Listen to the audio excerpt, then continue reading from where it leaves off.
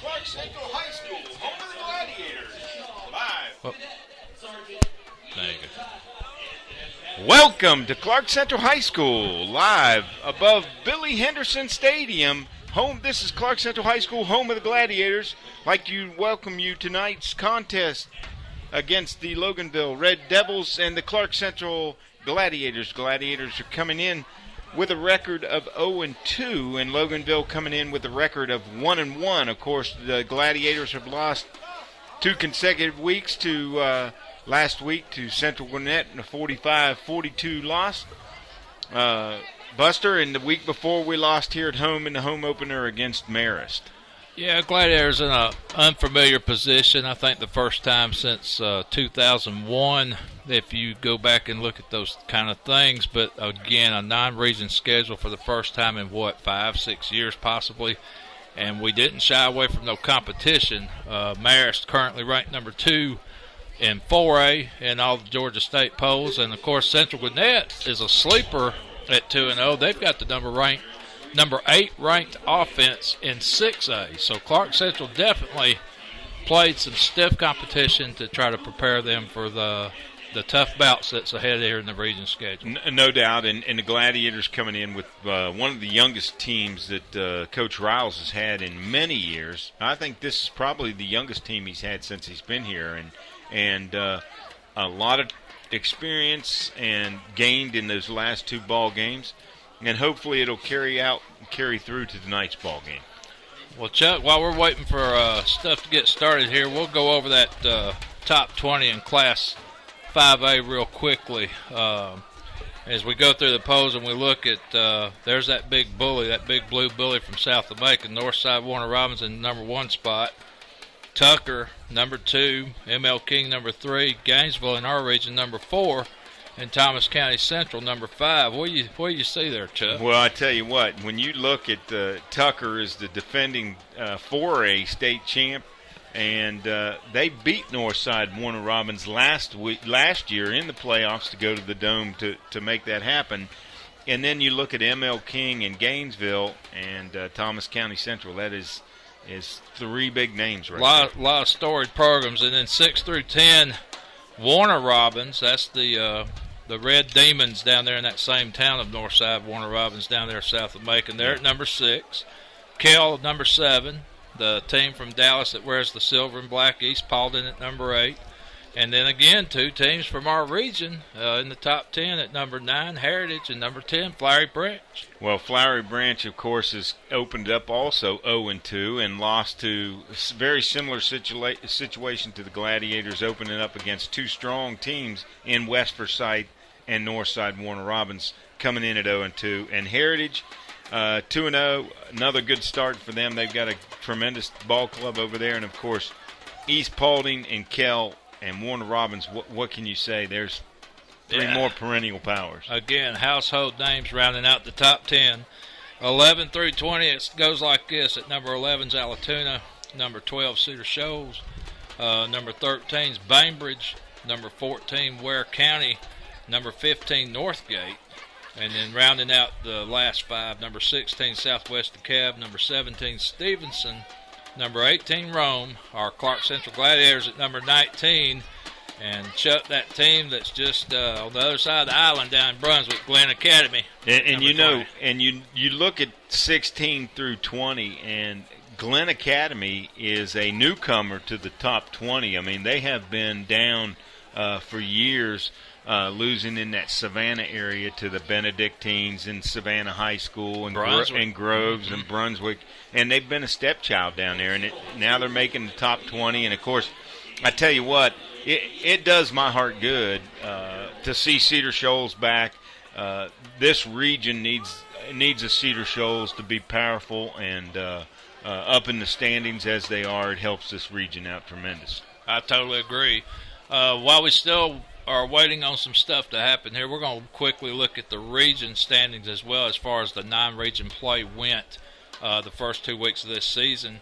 And Chuck, I'll let you start. Yeah, of course. You're looking at these region standings, and they're all, nobody has played a region game. So we're going to start at number 9, 7, 8, and 9, of course, all at 0-2, and that is Winder Barrow, Flowery Branch, and Clarke Central. Of course, Clarke Central is two-time defending region champ coming in at 0-2, and Flowery Branch, who Gladiators have had to beat the last 2 years. So all coming in at 0-2, and then, of course, all at 1-1. This is 3, 4, 5, and 6. Gainesville, Loganville, Appalachia, and Salem all coming in at 1-1. And, of course, sitting on top so far this non-region schedule is Heritage and Cedar Shoals. Yeah, and, I mean, there's monster matchups around the region tonight. Several games that's going to have some impact on the soon-to-be first region standings of 2012 as there's a big barn burner right here across town between Flowery Branch and Cedar Shoals. Flowery Branch number 10 in the state and Cedar Shoals number 12 just for starters.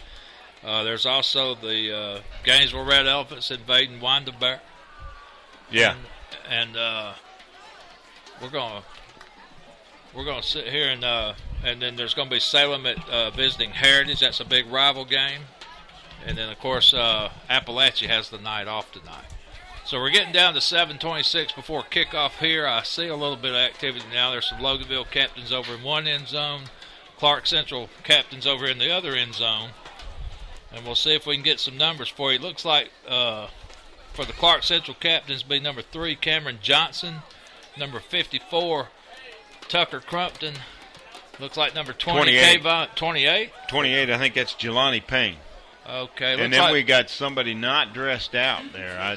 That looks like, I think that's number 20, Kayvon Williams. And then number 9, Amir Williams, the injured wide receiver for Clarke Central. Okay, so okay. We'll see if we can get some Loganville numbers here in a second. But getting ready to kick off, folks. Region play 2012 here at Billy Henderson Stadium. Yeah, we had our opening game this year against Marist to open up the season, and here we go now opening up region play right here at home at Death Valley Billy Henderson Stadium. So a really exciting night. Crowd is really starting to come in and really looking for the Gladiators to play some good ball. Anxious to see how they open up in region play tonight. And again, the best we can tell you about Loganville thus far, they had a terrible opener against their crosstown rival Monroe. The Purple Hurricanes put it on 50-7, but they bounced back nicely last week against Walnut Grove. I think they won that game 38-17. Yeah, and Monroe's putting it on a lot of people. There's another program that's really turned around and made a huge impact. So yeah, they're on the rise for sure. 5:50 to go, and we've just got captains standing in attention waiting for the referees to tell them what to do.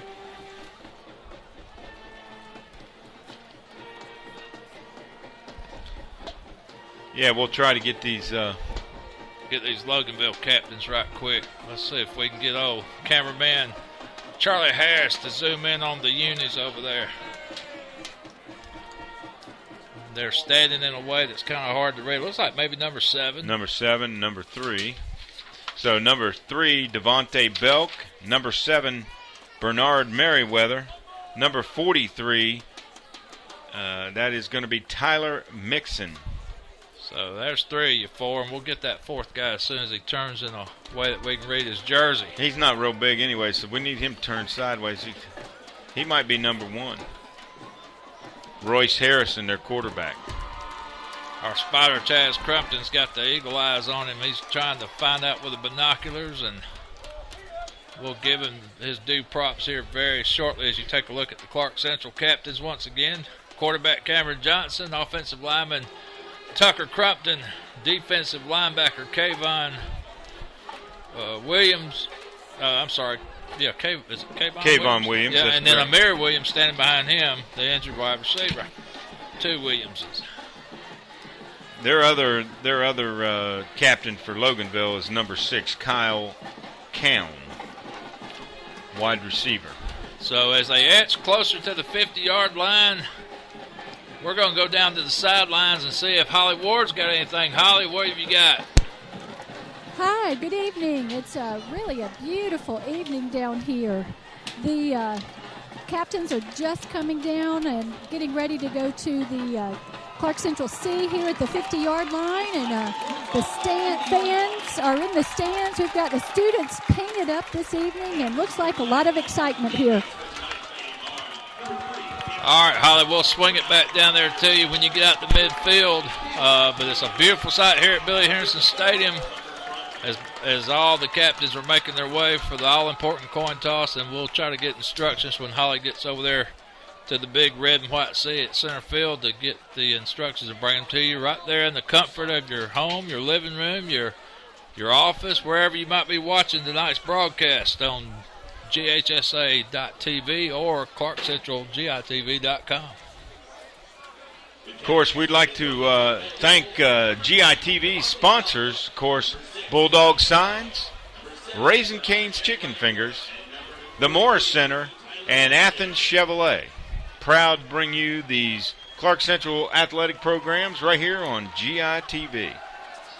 We're going to switch down to Holly Ward, and she's down on the field for the coin toss. This is something new that we're being able to bring to you this year, and we're going to turn it over now to Holly. The players are introducing themselves and shaking hands and ready to get instructions from the referee.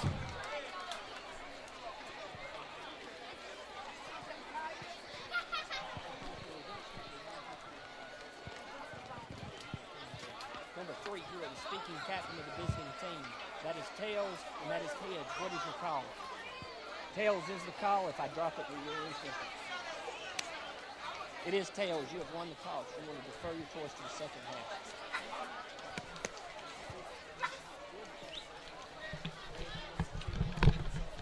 Right here, in the gymnasium. Turn your back to the gymnasium. Right over here. Again, this evening, Loganville has won the toss, and they have opted to defer to the second half.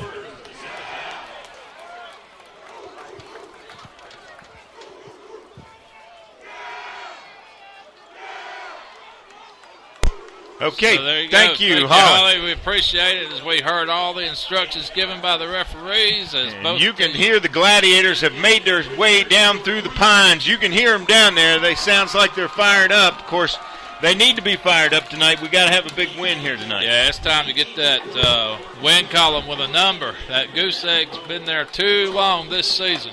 And, Of course, Kayvon Williams is reporting into Coach Riles on what the situation was on the toss.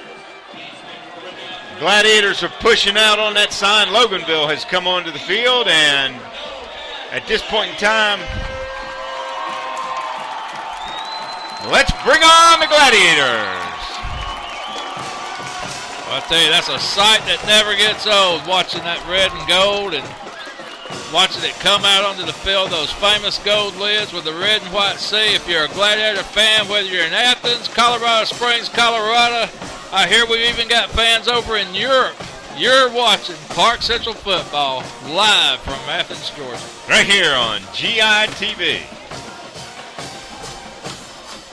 The officials are at center field, the 50-yard line, making their last pep talk here amongst each other.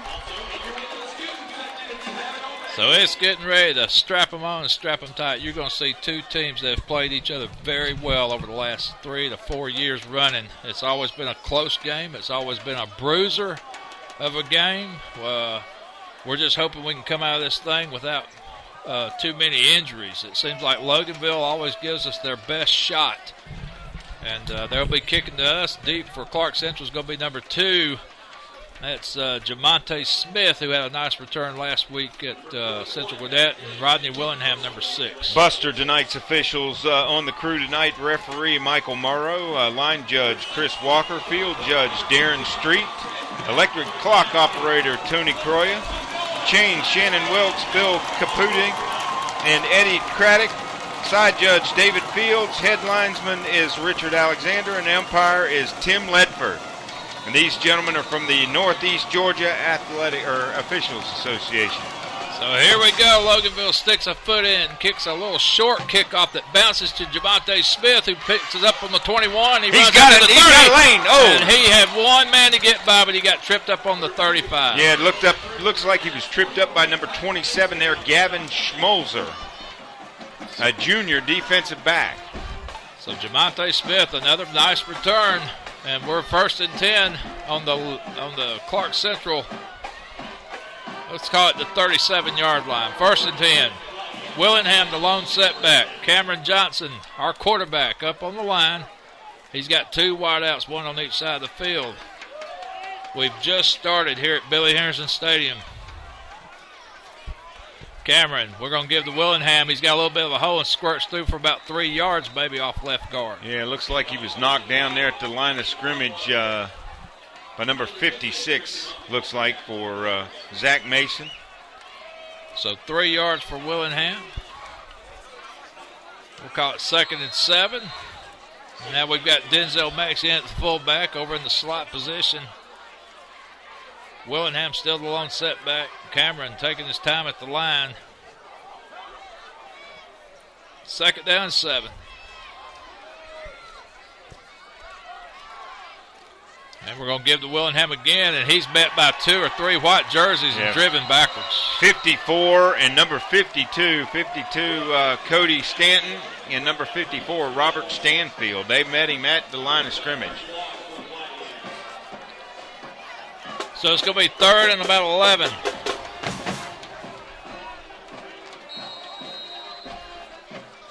Gladiators finding the early going a little bit sluggish as we've got 3 wide receivers to the left side. Cameron's going to drop back in shotgun here. They got a big defensive line, Buster. Yes, sir. 10:37 to go, first quarter. Cameron looks right, scrambles, throws down the middle, complete. That's Javante Smith, it looks like, on the reception, and he's all the way down to the Loganville 30-yard line. Brought down by number 3, Devontae Belk, but boy, I didn't like the way he was handling that ball. I was afraid we were going to get it knocked out there. Yeah, had a little bit of a loaf of bread, they used to say back in the day, but nevertheless, a big game for Clarke Central as we quickly come up to the line. About a 33-yard pass play for Cameron on the play. Shotgun formation. We throw out to the right side. Complete to Denzel Max. Or is that Austin Johnson? Looks like Austin Johnson. I'm sorry, number 10, Austin Johnson. Yeah, and he's brought down by number 22, Mitchell Webb, on the tackle.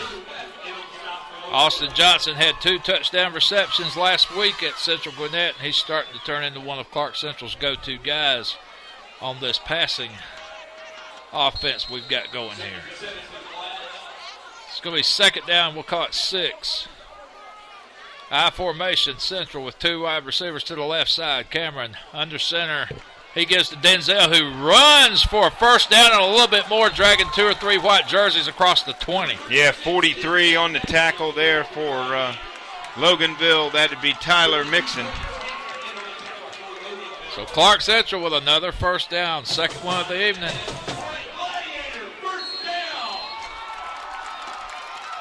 I formation. We've got twins to the left side. Loganville, 4-man front. Cameron checks off. First 2 plays really scared me, Buster, but we're starting to move the ball now a little bit. Yes, sir. We're moving in big chunks. Cameron pointing out assignments to his linemen. You got to get the play off here. And we're going to run to the left side, and Willingham cuts it back to the right, and he's got a little bit of room, but he lost his footing. Just slipped down, and 22, Mitchell Webb, was able to lay over him, but he brought himself down on that play. Seems like that's the 2nd time tonight, Chuck, that Rodney's had a little problem with some traction. I don't know if his footwear's up to par here. And Tyler Mixon is out there, number 43. He's a little gimpy, looks like. So we need to watch that. That's one of their outside linebackers, looks like. Might be their middle linebacker. Glad's run a host of subs in. Jelani Payne, Javante Smith over to the right side. Austin Johnson, Jaquan Daly over here to the left. We've got a spread formation. Cameron's going to drop back in shotgun around the 25. 2nd and 12, and we give a little play to Jelani around left end, and Jelani makes a couple guys miss and gets dragged down around the 16. Yeah, it's going to be about a 3rd and 6 or 7 situation. He was brought down there by number 43 and number Tyler Mixon, and looks like number 10 also on the tackle for Ben Smith for Loganville. Loganville doing a good job left to right on our running attack.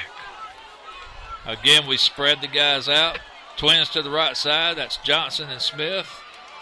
Jaquan over here to the left side. No, Smith to the left side, Jaquan to the right. Now we put Willingham off Cameron's left side. Shotgun. We give to Willingham, and there's nothing doing. No, big old 52 and 56 in there. Robert Stanfield and Zach Mason just stopping that one up. Might have been the play for him to decide to keep that ball and run it himself in that play. That's going to bring up fourth and, about 7 yards, and it looks like we're going to attempt a field goal here. 35-yarder. Max Germain with his brother Jacques Germain on the holder, as the holder. 35-yard attempt, 6:57 to go, first quarter action, no score, but Clarke trying to get on the board first. And it is a fake, and we give it to number 17, Drico Statham, who's trying to get to the outside. He does. Can he get to the first down marker? It looks like he did. Where will they mark him out? Be close. It's really going. It looks like, I don't know that he made it. I think he's going to be a yard short. Well, I'll tell you what, it was a heck of an effort. Heck of an effort. Looks like he is going to be a yard short. Boy, Drico just had one guy to beat him, but he ran out of real estate as he got close to that far sideline. And good try, though. Good try right there. Loganville's ball, 1st and 10, and they'll start on their 12. At this point in time, you got them pinned deep. If you don't have the confidence in your kicker with that 35-yarder, then, hey, that's okay. We got them pinned deep. Because if you miss, they get the ball at the 20. So Loganville starts off passing the ball, and it's overthrown. Oh, golly. Boy, a lot of guys had an opportunity there for that one. Number 4, Taylor Boss, was the intended receiver. And Chuck, I'm still trying to get a number on that quarterback. Is it number 16 or 15? Must be number 15, Josh Laughlin. So Laughlin in shotgun formation. Loganville 2nd and 10 from their 12. And they've got a late substitution. Is that not an infraction? They were lined up. I don't know how that's not offsides. Loganville runs up the middle. There's nothing doing. Nothing there. I'm sure Clarke will just take that play and make it 3rd down. Very late substitution for Loganville, but no call. Host of Glads in there. 97 for the Gladiators. Alan Miller, old Bam Bam, and well, and this is a night that we need the D to step up and not put so much pressure on our offense and try to have some stops. That was a track meet last week, Chuck, at Central Gwinnett. It was good for, I guess, entertainment if you like watching a lot of scoring, but I want to see the scoreboard kind of stay one-sided tonight. Yeah, no doubt about it. No doubt about it. 3rd and 10, Loganville has not moved an inch. This time they pitch it over to the right side. They're running a little trick play, a pass back to the quarterback. But I think he's a little bit short of the first. He's going to be short of the first down. That was a good play, staying home there by number 7 for the Gladiators, Drico Browner. Young man having to play a lot tonight. 5'6", defensive back. So Loganville is going to be just shy of the first down marker. 4th and 1, and you got to think they're in a punting situation here. A little too deep in their own territory, I would think. You would think, but I don't see a punt situation. Wow. They might try to draw us off. No, they're going straight forward. And they got it. I'll tell you what, that's a lot of confidence in that running back, number 7, Bernard Merriweather. Picked up that first down off the right side. Yeah, that was a huge chance right there, I'm telling you. Well, I'll tell you what, that's a big statement for Loganville. No doubt. That's a lot of confidence in that offensive line, and don't you think that they don't know that? And it makes all the difference in the world, those young men. I'll tell you what, their offensive line, just like their defensive line, they passed the eyeball test. They're big boys. 1st and 10, Loganville. They're on the 24. Shotgun, Laughlin. He gives to the running back, Merriweather, who gets spun around, but he gains positive yards, about 3 yards off right tackle. Kayvon Williams getting up in that hole, but unable to make the tackle. But good pursuit by the Gladiators. So it's going to be 2nd and 6. Loganville making a strong statement early as they went for it on 4th and 1 inside the 25. Laughlin again, shotgun. He's got twins to the right side, one receiver to the left. And they'll give it straight up the middle, and the fullback just bows over a couple of red jerseys and gets the first down. Yeah, T.J. Ellison, number 51, making the tackle from behind. That's not a good sign right there. So Loganville grinds out their second first down of the evening. Chains will move as they'll set the ball up on the 36. 1st and 10. 3:55 to go, first quarter, no score.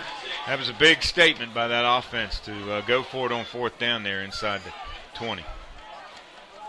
So Loganville's got a drive going here, and we almost jump. We get back, big Stovall.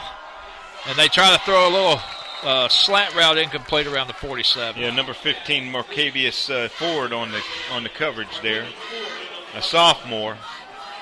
It's going to bring up 2nd and 10. And Loganville keeping us honest with that little bit of passing, but they're doing it on the ground so far. I'm sure we'll see a running play here. That's been their bread and butter. Need a big night out of this defensive line. You know, Stovall and Ellison and Miller and of course, Bug coming in to relieve him a little bit. And they get fumble, and Stovall got it. Looks like Stovall's falling on it. That's going to be Clarke Central's ball. That is, that no doubt. Good play there. Good penetration by that defensive line. Just talking about they needed to have a big night. Good penetration right there. Quarterback couldn't make a decision. Couldn't get the handoff made. So the first turnover of the night goes the Gladiators' way. It's going to be 1st and 10, Clarke Central on the Loganville 31. 3:32 to go, first quarter action. Again, we go with Willingham in the backfield. Looks like he's got Maxey as well. At 2 twin receivers over here, Jaquan Dowdy, and we put Austin Johnson in motion. Cameron's going to roll right, come back left. He's got a receiver. He's looking, but he's going to get tackled on the 35. Another really just a poor decision on Cameron Johnson's part right there, Buster. Yeah, he had 2 men open, and he was trying to force the issue further downfield where he could have dumped it off to his secondary receiver. No doubt about it. His safety valve. Yeah. And Riles was letting him know it when he came over close to the sideline. No doubt. That's a big loss of 4 yards right there. So second, we'll call it 14. Gladiators on the 35. We're going backwards. Cameron now shotgun. Twins to both sides. And we give to Willingham a little inside same play. And again, Willingham loses his footing. Yeah, he fell down on his own. Number 42 there, Zach Murray. But he fell down on his own. Well, that you got to think there's time for an equipment check after 3 unsuccessful runs, and that's going to bring in Jelani Payne. They need to check that boy's cleats. It's going to be 3rd and about 11. Yeah, he had another 7 or 8 yards right there if he could have gotten it. So Cameron's in the shotgun. This time, Cameron's going to do a little quarterback draw, and he might have gotten it. He's going to be very close, down around the 21-yard line. Brought down by number 14, Jake Schweffler. Excuse me.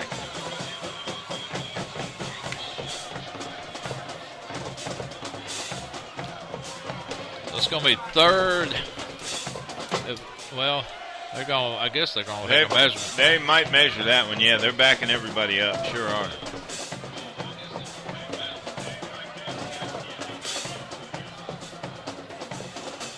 So here comes the chain gang to see if Cameron's 6'3" body picked up that first down. I'm getting.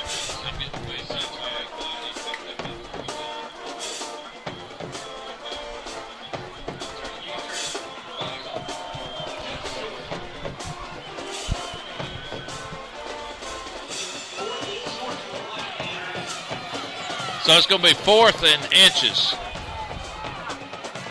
And Clarke Central's just going to bunch it up on the line. Cameron under center. He's got Baylor Ward at fullback, Willingham at tailback. Referee, they're just waiting for him to blow the whistle. Another fourth down here.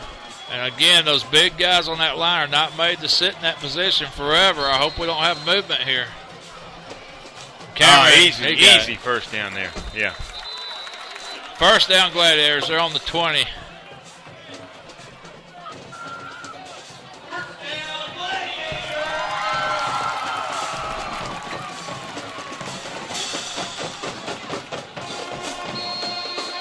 .145 to go, first quarter here, no score. Clarke Central trying to draw first blood. Twin receivers to the right, Austin Johnson, Jaquan Dowdy, Willingham, our lone setback. We're going to put Maxey in the slot position and put him in motion. And we give to Willingham, and he's just having a hard time getting him going tonight. Absolute flood of Loganville defensive men coming up through there. Number 52, Cody Stanton, and, of course, number 3, the defensive back, Devontae Belk. He's up in there. So they were stunting and bringing everybody on that play, Buster. So the ground game has been going slow tonight for Clarke Central. Been doing most of it through the air. Cameron, shotgun, 58 seconds to go in the quarter. Cameron looks, he's got pressure, but he dumps it off. Pass. Nice pass to number 88. I think that's Anthony Smith, the freshman tight end. Brought down by Cody Stanton, number 52, and he was just kind of, wasn't making a rush, and he just kind of turned around and made the tackle. Well, I believe that's the young freshman's first catch of the year, and a good job at a first quarter score down in South Georgia. Richmond Hill 13, Savannah High School nothing.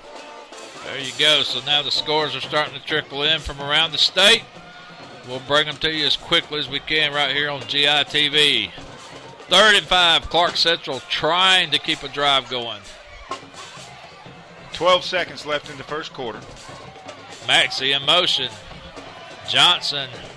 He's going to roll. He's got pressure. He never saw him. The blind side. Number 3, Belk, coming from that right side. And that's the second or third time that he's blitzed tonight. So I'll tell you what, Cameron's hurt. Cameron is on his back, and he is moving funny. He gets up, but he took a shot, Chuck. Yeah, the young man, that's not the first one. He's going to take many more. But Coach Paulson is really angry with that right-hand side of that offensive, or left-hand side of that offensive line. And right now, why don't we send it down to Holly, see if she's got any information down there on the sidelines. Take it over, Holly. Cameron seems to be walking it off, and Sheena's over there checking on him to make sure, but he seems like it's something on his thigh and may have actually fallen. It looked like he fell on the ball. So kind of checking, but he seems just to be kind of walking it off, and she's going to check him out here. All right, thank you, Holly. And, well, the Gladiators are here in a little bit of a predicament now. 4th down, 15 yards to go. While we got this timeout, another first quarter score from around the state. Lassiter 14, Kell nothing. That's a mind blower. Kell's got a good team.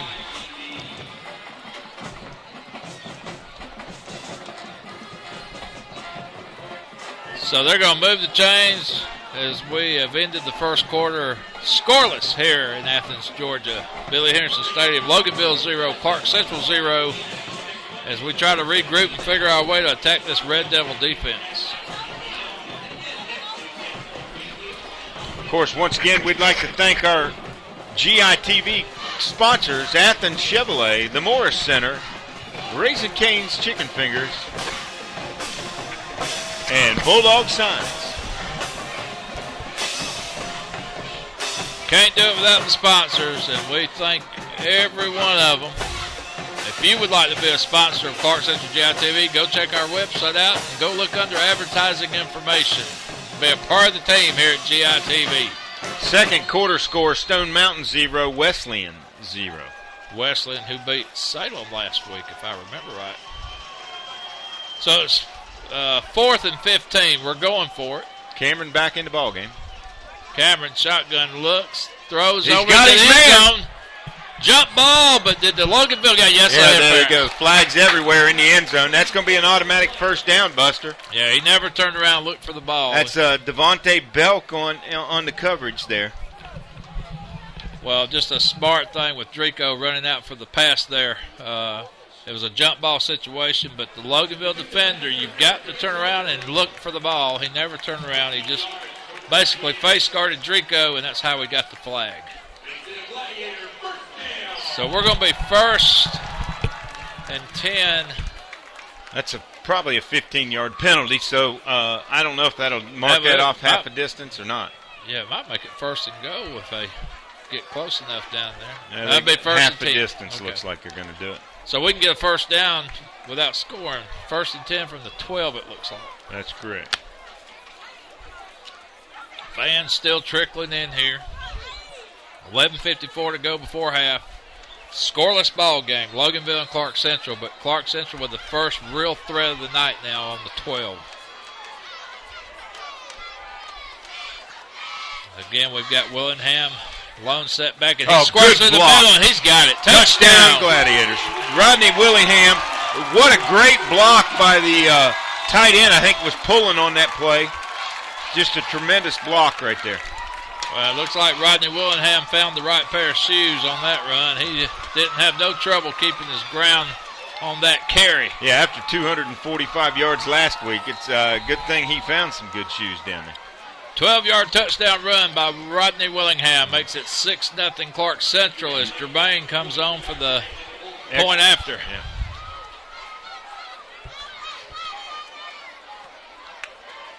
The kick is up, and the kick is good. So with 11:48 to go, timeout on the field. Your score, Clarke Central 7, Loganville 0. This is GITV.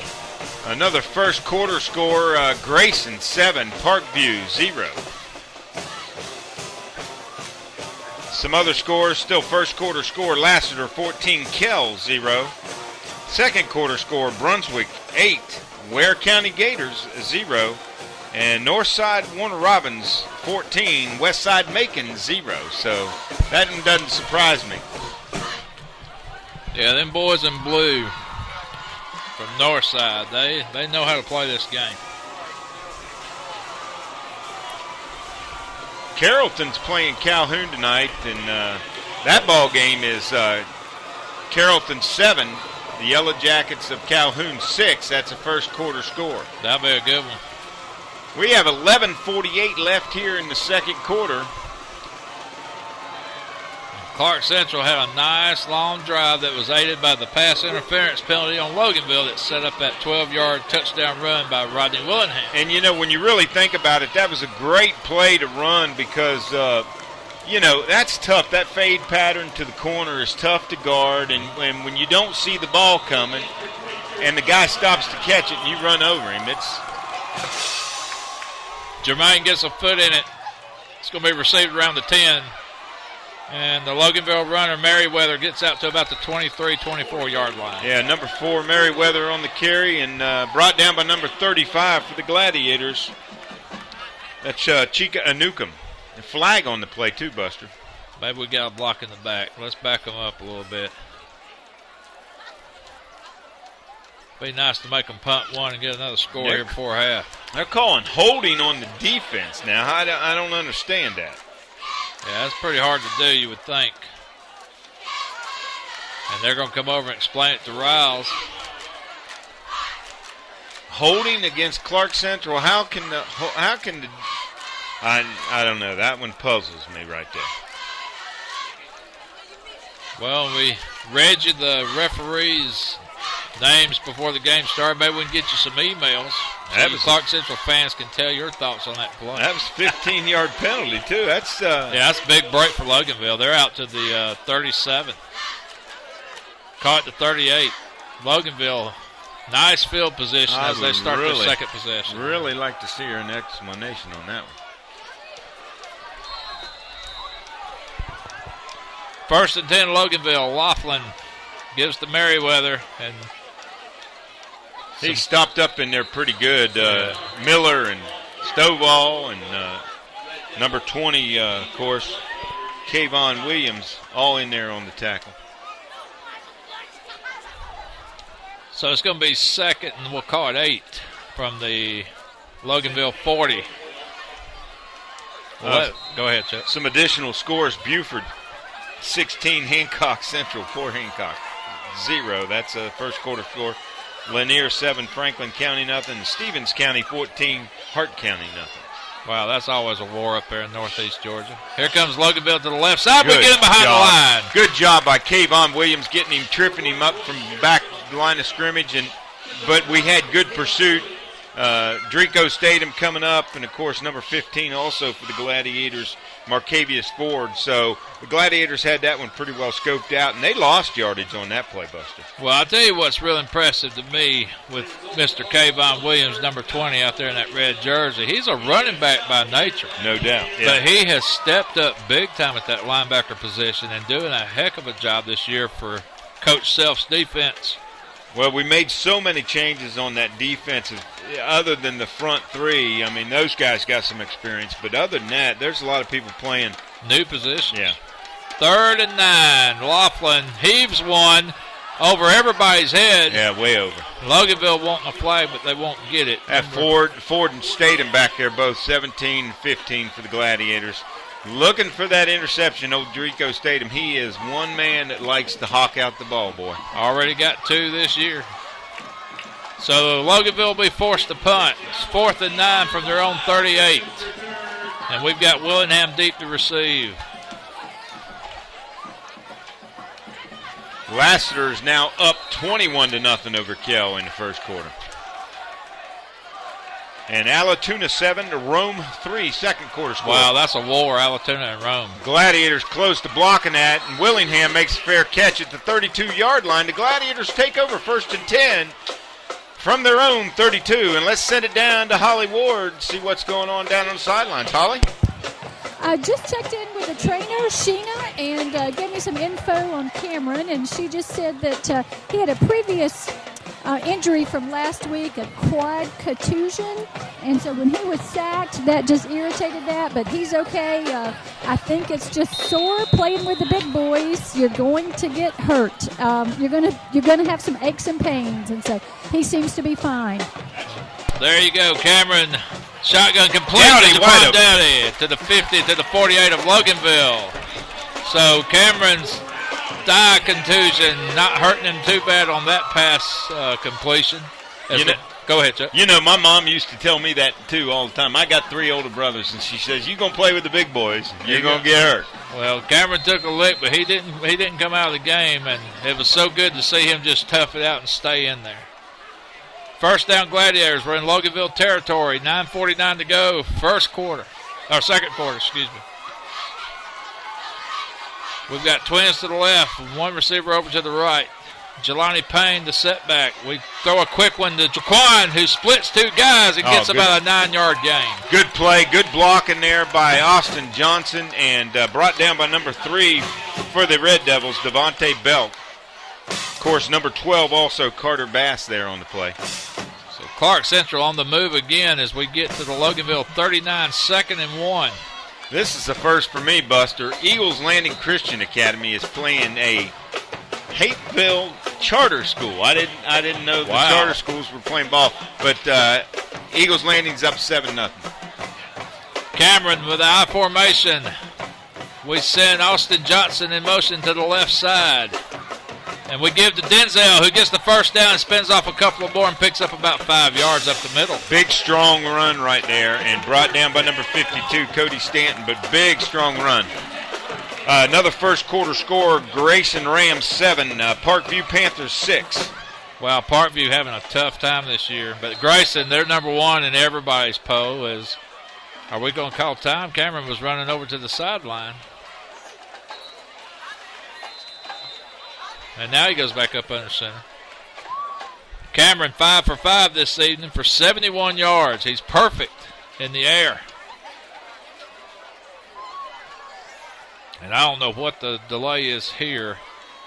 Cameron looked like he started to run off the field as if we were calling a timeout, but then you can jot it back out to the field, and the clock's not moving. It was a running play, but something's being held up here. Maybe there's an equipment. Might have been an equipment timeout. There you go. It's going to be 1st and 10 Gladiators on the Loganville 34. Maxey on a nice run for the first down. Watch Devontae Belk over on that far sideline. Looks like he's getting ready to blitz again. No, he's backing off now. We give to Jelani. Man, he made a nice move. Jelani Payne, great run. Definitely made a great move and cut it up inside to get a first down for the Gladiators on that run. And I dare say that might be Jelani's best run of the year. Made a guy miss in the backfield and took off for 10 yards, 11 yards for a first down. He stepped and cut it up the hole and just made a huge run right there. 1st and 10 Gladiators. We're on the Loganville 22. Important drive right here. We need to come away with some points, Buster. 8:12 left in the second quarter. Maxey and Payne in the backfield. Cameron sends Austin Johnson again to the left side. And Cameron almost lost his foot, but Payne recovers on the handoff. He makes a man miss and grab air. Jelani Payne, touchdown. Good run again. Good strength out of Jelani Payne. We've been talking about that in the preseason, and Jelani really steps through that arm tackle and gets into the end zone for the Gladiators. And I tell you what, Chuck, for the first time this year, you're kind of starting to see that 1-2 punch we talked about back in the spring. I agree. Of Jelani and Rodney. That's the first time I've seen it this year. 13-0 Gladiators, 7:55 to go second quarter as Max Germain comes in for the extra point. And Marietta up 6-0 over Hillgrove in the first quarter, Buster. Marietta had some wars with them as the kick is good. So Clarke Central 14, Loganville 0 at the 7:55 mark of the second quarter. And we're desperately trying to see if we can find you a Cedar Shows Flowery Branch score. We have not got one yet, but that's a big game over on the other side of Athens, number 10 against number 12. Buster, let's send it down to the sidelines to Holly, see what's going on down there. I just had an opportunity to talk with our senior Amir Williams, and good news, he says he's going to be back with us in a week, and so that's really positive for our offense. Amir is one of our really special offensive players, so something to look forward to.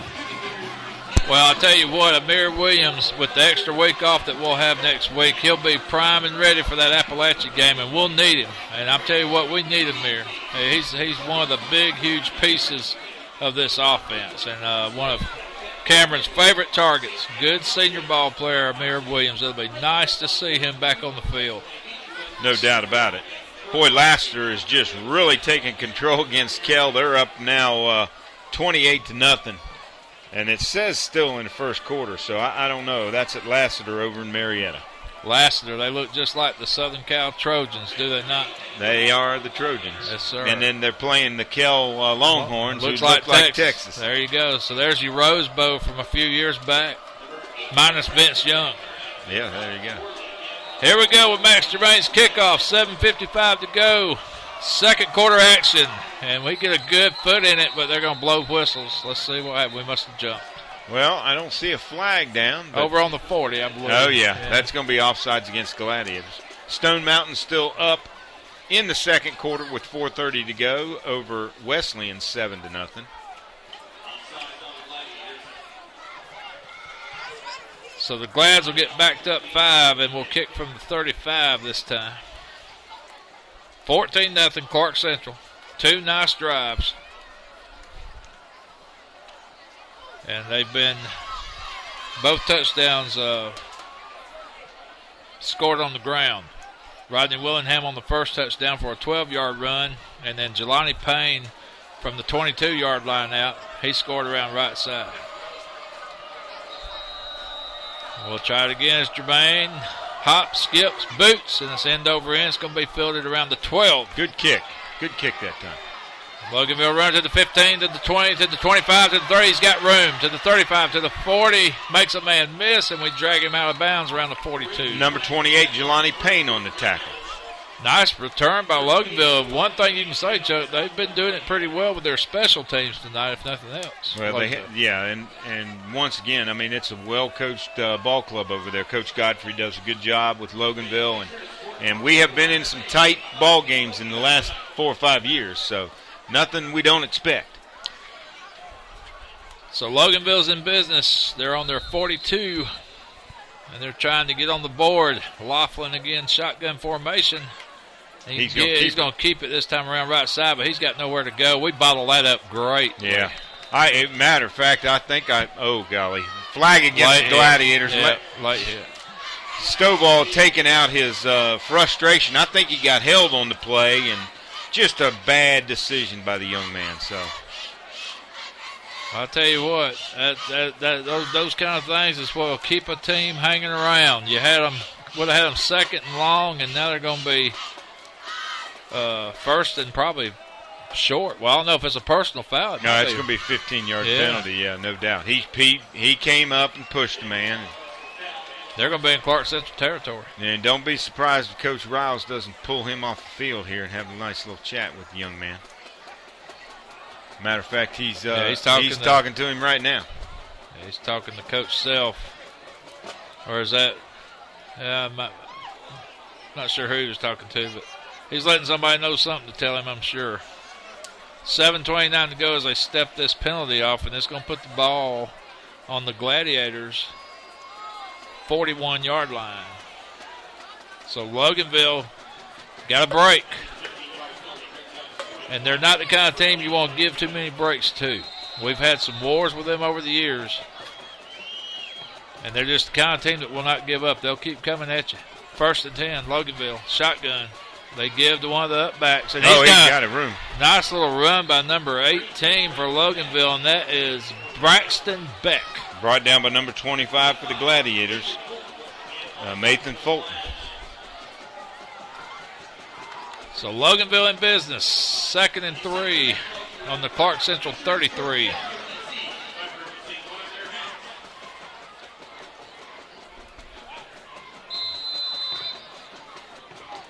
This is a drive with 6:50 to go here in the second quarter that the Gladiators really need to come up big on defense right here. Turnover would really be generous right now. We've had one turnover tonight, and we've had a stop. And, boy, we stopped Merriweather, but he didn't have the ball. Good fake right there by the quarterback. And they gave it to Beck again. Or that was Laughlin. He kept it. Yeah. And he's got some headgear problem. I don't know if that means he'll have to come off or not. He's staying out there. Looks like the tackle was made by number 43, Javion Hemphill. Good to see him back on the field.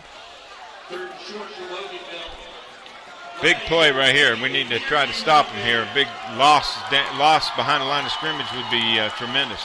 3rd and 1, Loganville, shotgun formation, and they blow a whistle. Well, we'll take a penalty too. Yeah, it's going to be against Loganville, so that's going to bring up a 3rd and 5 situation instead of a 3rd and inches. Yeah, offsides. They lined up offsides. Good old neutral zone. There you go. It works both ways. That's it. So that makes a 3rd and 1, now 3rd and 6. Looks like Stovall is out of Riles' doghouse. He's making jaunt back into the ball game. Number 51 for the Gladiators filled in nicely. T.J. Ellison for Stovall while he was out. So 3rd and 6. Loganville trying to keep a drive alive. Little better situation here to defend. Yeah, we need to get that ball back. We got enough time to be nice to put another score up for half. No doubt about it. Laughlin. I think he's offsides again. Shotgun. He gives to Beck this time, and Beck can't find nowhere to go. Nowhere to go. And that's the kind of Clarke Central defense you like to see. That's that gang tackling. Jeremiah Jordan, was that? No, excuse me. That was number 33, Cedric Armstrong. Cedric Armstrong. Been doing a nice job all year. And Hemphill also comes up, makes a big hit, stops him at the line of scrimmage. So 4th and 4. Loganville looks like they're going to go for it again. 5:08, 5:07 to go in the half. Well, now three men came in and one man went out. Is that they got 11 on the field. 8, 9, 10, 11, okay. So Laughlin in the shotgun. And referees, somebody's going to call timeout here. Looks like defensive backs coach there for the Gladiators. Washington. Yeah. Or not Washington, I'm sorry. Can't remember the name now. Mike Holland. Coach Holland. Coach Holland. 14-0 our score. Saw something he didn't like, and let's toss it down to Holly down on the sidelines. I'm down here with our cheerleaders, and they're getting ready to do a cheer for us and ready to go and cheer on our Glads. Can you get us on the camera? All right, we need big go Glads from our cheerleaders. So ready? 1, 2, 3.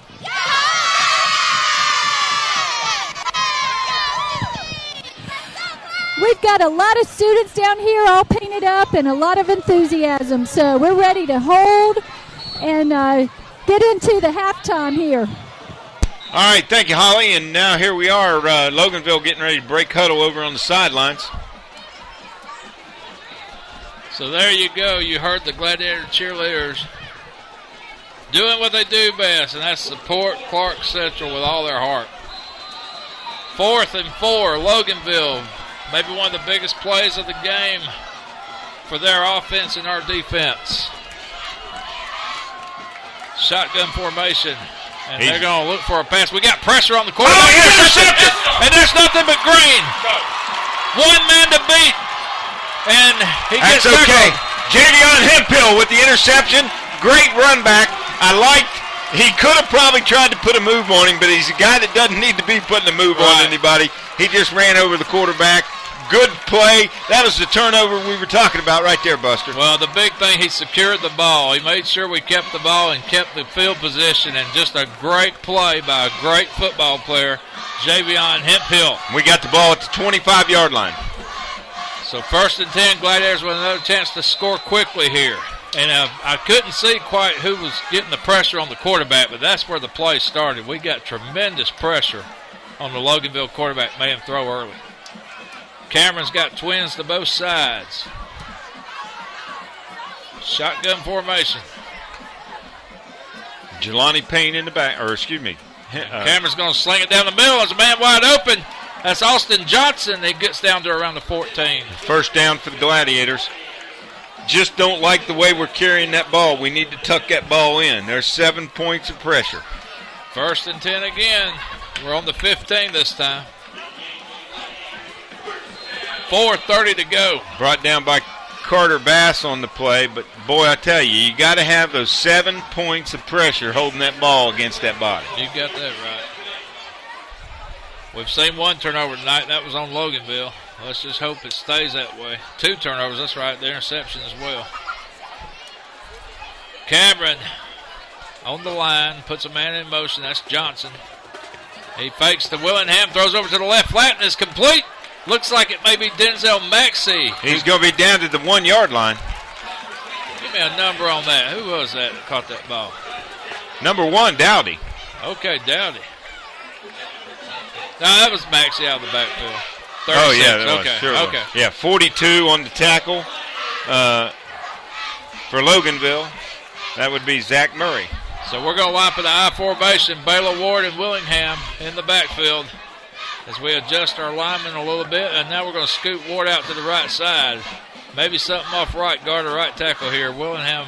Need to get the play off. Don't need a penalty here. And we're going to run a pitch to the right side. Willingham's just going to look for a hole. He's Bowls in for his touchdown. way in. Touchdown, Gladiators. That's a big turnover and a big touchdown right there. Let's turn it down to Holly before the extra point.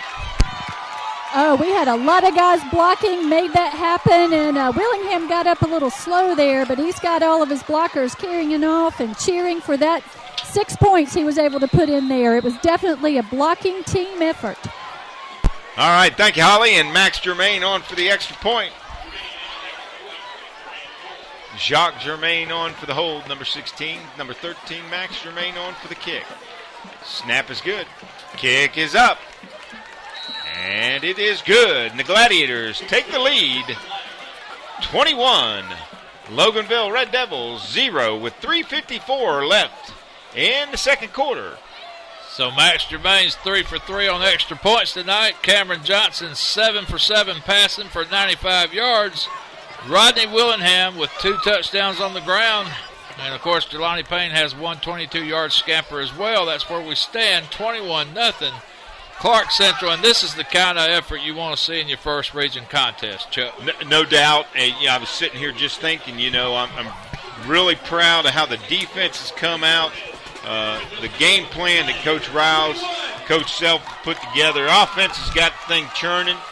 Not only are we doing it on the ground, but we can do it in the air tonight, and the defense has made big plays when they had to. Well, and you always have that question mark when you're sitting at 0-2, where your team is. Are they mentally tough? Are they up for a challenge? Are they, are they prepared? But it looks like the team is more prepared tonight than I've seen them prepared all year. They've just came out with that fire. They've kept the pressure on the Red Devils, and this is what you got to have. This is what you got to do. Oh, no doubt. Hey, some second quarter scores. Griffin 21, Jonesboro 6, Stevens County 21, Hart County 6, Lanier 7, Franklin County 0. Well, there you go. That Griffin Jonesboro score, in case you was wondering, Jonesboro made it to the Dome last year. So that's a little bit of an eye-opener. Here we go with Jermaine. Kicks it end over end. It's going to be close to the goal line. Received on the 2 by Loganville. Good coverage. Yeah, good coverage by the Gladiators. We smack him down. That's a Nookham on the 12-yard line. Chico Nookham. Hey, Milton 10, Centennial 0. That's the second quarter score. Roswell 7, Johns Creek 14. That's a first quarter score. Stars Mill 0, West Forsyth 21. Boy, they're kicking everybody's tails this year. Peachtree Ridge 7, Duluth 0. Here we're 3:49 to go. Clarke Central leads Loganville 21-0. Collins Hill 10 and Habersham Central 0. Second quarter, that's one of our old foes. Mountain View 0, Mill Creek 14. First quarter score. Loganville in the shotgun. This time they give to Beck again, who's got a hole off left guard, maybe for 3-4 yards. Yeah, Chukwu Newcomb, number 35 on the tackle. Some more scores. Elbert County 3, Evans 0, second quarter. Jefferson County 6, Greenbrier 6, second quarter score. Another old foe, Rockdale County 0, Drew 14. That's the first quarter score, Buster. Rockdale. Rome and Altoona. It's Rome 3, Altoona 14. Yeah, Altoona, they're for real. Clarkston 34, Towers 6. Loganville again, the shotgun. This time they give it to number 24. Oh, big hit there by the secondary coming up. Jonah Tompkins on the carry for the Red Devils, and he got nice yardage, possibly a first down for Loganville. Chica, Newcomb, and Statham really came in and lowered the lumber right there. Let's see, this is going to be very close. They gave it to him, first down Loganville. Thomas County Central 7, Cairo 0. Pope 7, Etowah 0. Second quarter score. Here's a Flowery Branch 0.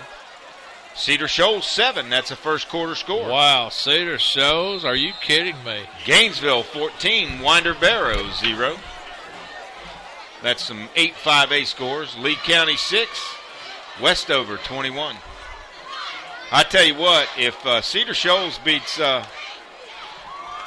Flowery Branch tonight, they may flip that town upside down over there. Northside Warner Robins 14, Westside Macon 0. And here the play gets stopped. Official in the backfield threw a flag. That's usually illegal procedure or motion. Let's see what the call is here. They're going to back them up 5.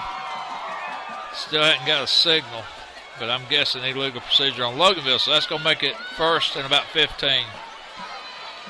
2:28 to go. 21-0, our Gladiators lead, and Loganville is starting to kind of shoot themselves in the foot here on offense. Well, and you look back at our first 2 games of the year, we made some of these mental mistakes that hurt us really bad in a couple of ball games, and it's glad to see that the Gladiators are playing much more disciplined. Of course, we knew after last week that Coach Riles was going to have that defense working hard. There goes number 24 again on a nice carry. That's Jonah Tompkins again for Loganville. Yeah, Statham on the tackle along with number 15 Ford also over there, knocking him out of bounds. Well, he got a big chunk of that 15 yardage back. It's going to make it second and about 8. So he got half of it back on that little scamper to the right side. Gets out of bounds with 2:08 left in the quarter. Loganville sends 3 men in with a play. We've got more scores coming from around the state via our scorekeeper, Chaz Crumpton. Yeah, Stevens County 28, Hart County 13, second quarter score, and first quarter score still second quarter. Northside Warner Robins 14, Westside. Big sack by number 7, Drico Browner on the hit. Wow.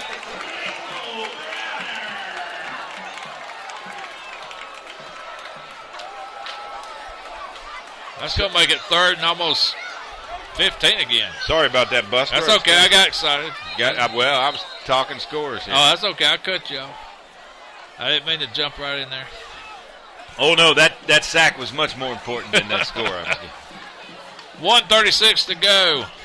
Loganville again in trouble. They're third and about 14 from their own 21. They've got to get to the 34.5 for first. Big turnover. Be nice right here. A little pick 6. There's a flag. That's going to be a delay of game on Loganville. Yeah, they had twins to each side, one man in the backfield. So I'll back them up 5 more. It's going to be 3rd and 19.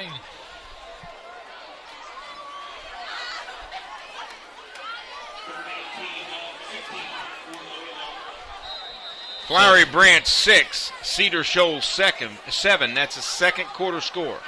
So it sounds like the Branch scored by went for 2 or missed the extra point, but that's a barn burner, is it not? That is a barn burner. Over on the east side of Athens, Cedar proving to the world they deserve where they're at, to be where they're at. And we wrap up the fullback in the backfield, and he still drags a couple of red jerseys for 3 or 4. Yeah. Big fullback there. Yeah, that's number 40 for Loganville, Ethan Rutledge. And Cedric Armstrong on the tackle for the Gladiators, number 33. So Whitewater 8, Fayette County 0, first quarter. First half starting to wind down here, minute and 8 seconds as we've got a timeout on the field. Swainsboro 14, Pierce County 12, second quarter score. So Loganville called time here with 1:08 to go. And another big ball game down in Thompson at the Brickyard. Thompson 7, St. Pius X 0. St. Pius had the big win last week against North Oconee 50-14. Yeah, you know, that score caught a lot of people off guard. No doubt about it. Especially over there in Oconee land. Cartersville 7, Rock Mart 0. That's also a second quarter score. And Hancock Central 0, Buford 16. They're hanging tough. East Jackson 0, East Hall 6. That's a first quarter score. And Lumpkin County 3, West Hall 7, second quarter score. Monroe area playing real good football. 14, Oconee County 0. That's the second quarter score, Buster. That game's in Watkinsville. Here it's 4th down, Loganville in a punting situation. 4th and 12. We got a minute 8 to go. Coach Riles likes these situations. They practice this all through the blocked it. We block it. And we pick it up. And we're going to go for a touchdown. There it is. Kevon Williams, number 20. How about that? We were just talking about it. And again, Clarke Central being opportunistic on special teams. No doubt about it. And you know that first time they punted tonight, it was close then. I'll tell you, you can just see the alertness by the defense tonight. So much crisper than I've seen in the last 2 games. They're playing their assignments, playing their positions, and everything's just running like a fine-tuned machine here at Billy Harrison Stadium on this Friday night. Jock Germain on for the hold. Max Germain, number 13, on for the kick. And the snap is up. It's good. And the kick is good. Oh, no, excuse me. Wow, no good. No good. Master Main 3 for 4, but They Clarke didn't- Central with a 27-0 lead. It looked like it was good from here. Didn't say whether it was wide right or wide left, so maybe Holly's got some word on where that kick went. How about it, Holly? It was actually wide right, just a hair. It had a little bit of a curve on it and took it just wide. Max Germain seems very disappointed in that, and Coach Riles was not too happy with it either, but just wide right on that extra point attempt. Well, thank you, Holly. And I think what the disappointment with Riles is that Clarke Central's probably just pretty much played a flawless first half here so far. And other than that, right other there. Than that, yeah. So with 1:01 left in the first half here, the Gladiators take a lead, 27. Loganville Red Devils 0. Yeah, region play getting started here in 8-5A. And you heard the score earlier. Cedar shows 7, Flowery Branch 6. Cedar at 2-0 after big wins over Hart County and Elbert County, and they're wanting to prove to the state that they belong in that top 20. Flowery Branch 0-2, but they've had some stiff opponents. But we really thought that game would be a measuring stick on where both of those programs are at, and that sounds like that game is just everything we thought it would. And no doubt about it. Cedar Shoals is definitely playing much better football. Well, new coach, and it sounds like the kids are buying in, and they do have a very good running back named Adrian Washington. Here we've got a kickoff. It's going to fall around the 15-yard line. If it had took another hop the other way, we could have jumped on that thing, but it falls out of bounds. Yeah, I don't think Coach Riles is going to be real happy with that either. He's kicking the ball out of bounds. That's going to be an automatic spot on the 35, I believe. Matter of fact, I think he's getting the backup kicker ready to go. Coach Riles, you mix the extra point and then you come out and kick the ball out of bounds and give him the ball at the 35. Not going to be real happy about that. Cherokee 0, North Forsyth 7. That's a second quarter score.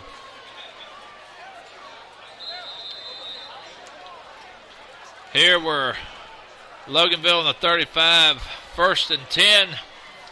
27-0 our Gladiators lead, and Loganville's going to stay in the shotgun. Laughlin, he's looking to his right. He's got a receiver reaching. Drico Statham almost intercepted it on the ricochet Just around the 45. In and out of the hands of number 9, Tony White. And, Drico just about picks it off. Hey, second quarter score down in South Georgia, Brunswick 8, Ware County 6. And, wow, being told really getting on the referees down there. There's been 6 flags against Ware and 0 against Brunswick. So well, I'll tell you, that Ware County Gators, you don't want to get that bunch fired up. Now, I'm going to tell you what, they hold grudges down there in South Georgia. Hey, Rockdale County 0, Drew 14. That's the first quarter score. Rome 10, Alatoona 19. Loganville runs over here to the left side. We wrap him up. Number 25 made the initial hit for the Gladiators, and that's Nathan Fulton. And then number 15, Ford, comes in and really lays some lumber also. Number 7, Drico Browner, I think, was that immediate. Getting back to that previous play with Drico Statham, some guys you have to teach, you have to coach, but then there's some guys, they just have a knack for being where the ball is. And Drico's one of those guys. It just seems like he's always where the ball is. Another 8-5A game, Heritage 7, Salem 0. Big crosstown rival there. Thomasville 7, Westminster 0, second quarter score. Really surprised Salem's holding Heritage to a touchdown. Loganville's going to call timeout with 7 seconds. Let's go down to the sidelines and see if Holly's got anything going on. Holly? It's really been a wonderful half here, and I just want to comment, like you were saying, I was listening, Buster, you were talking about Drico Statham there, and my husband had the privilege of coaching him, and he says that he's probably the smartest football player on the field just about any time you play. That he definitely has the football intelligence. Well, thank you, Holly. And,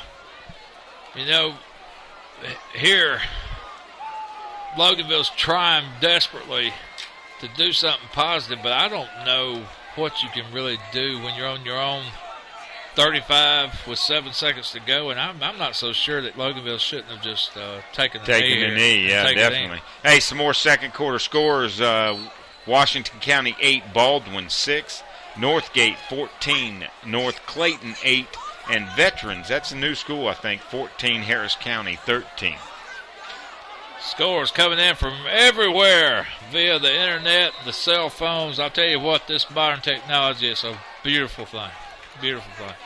Oh, Loganville drops a snap, but we couldn't quite get on it, and Laughlin picks it up and runs for a short gain, and your half's going to end right there. Cavante Bug on the tackle. Good half there by the Gladiators. The only misstep would be the missed extra point, so got to be happy with the way the Gladiators played in this first half. Very strong showing by the defending region champs. 27-0. Clarke Central leads Loganville here in our opening game of region play here in 2012. We're going to take a short break on GITV. We're going to come back with some scores, some stats, and some highlights. This is Hey, let me throw one out there for you before we go off here. Yeah. St. Pius 7, Thompson 7 down at the Brickyard down there at Thompson. That's going to be a good ball game down there. Well, there you go.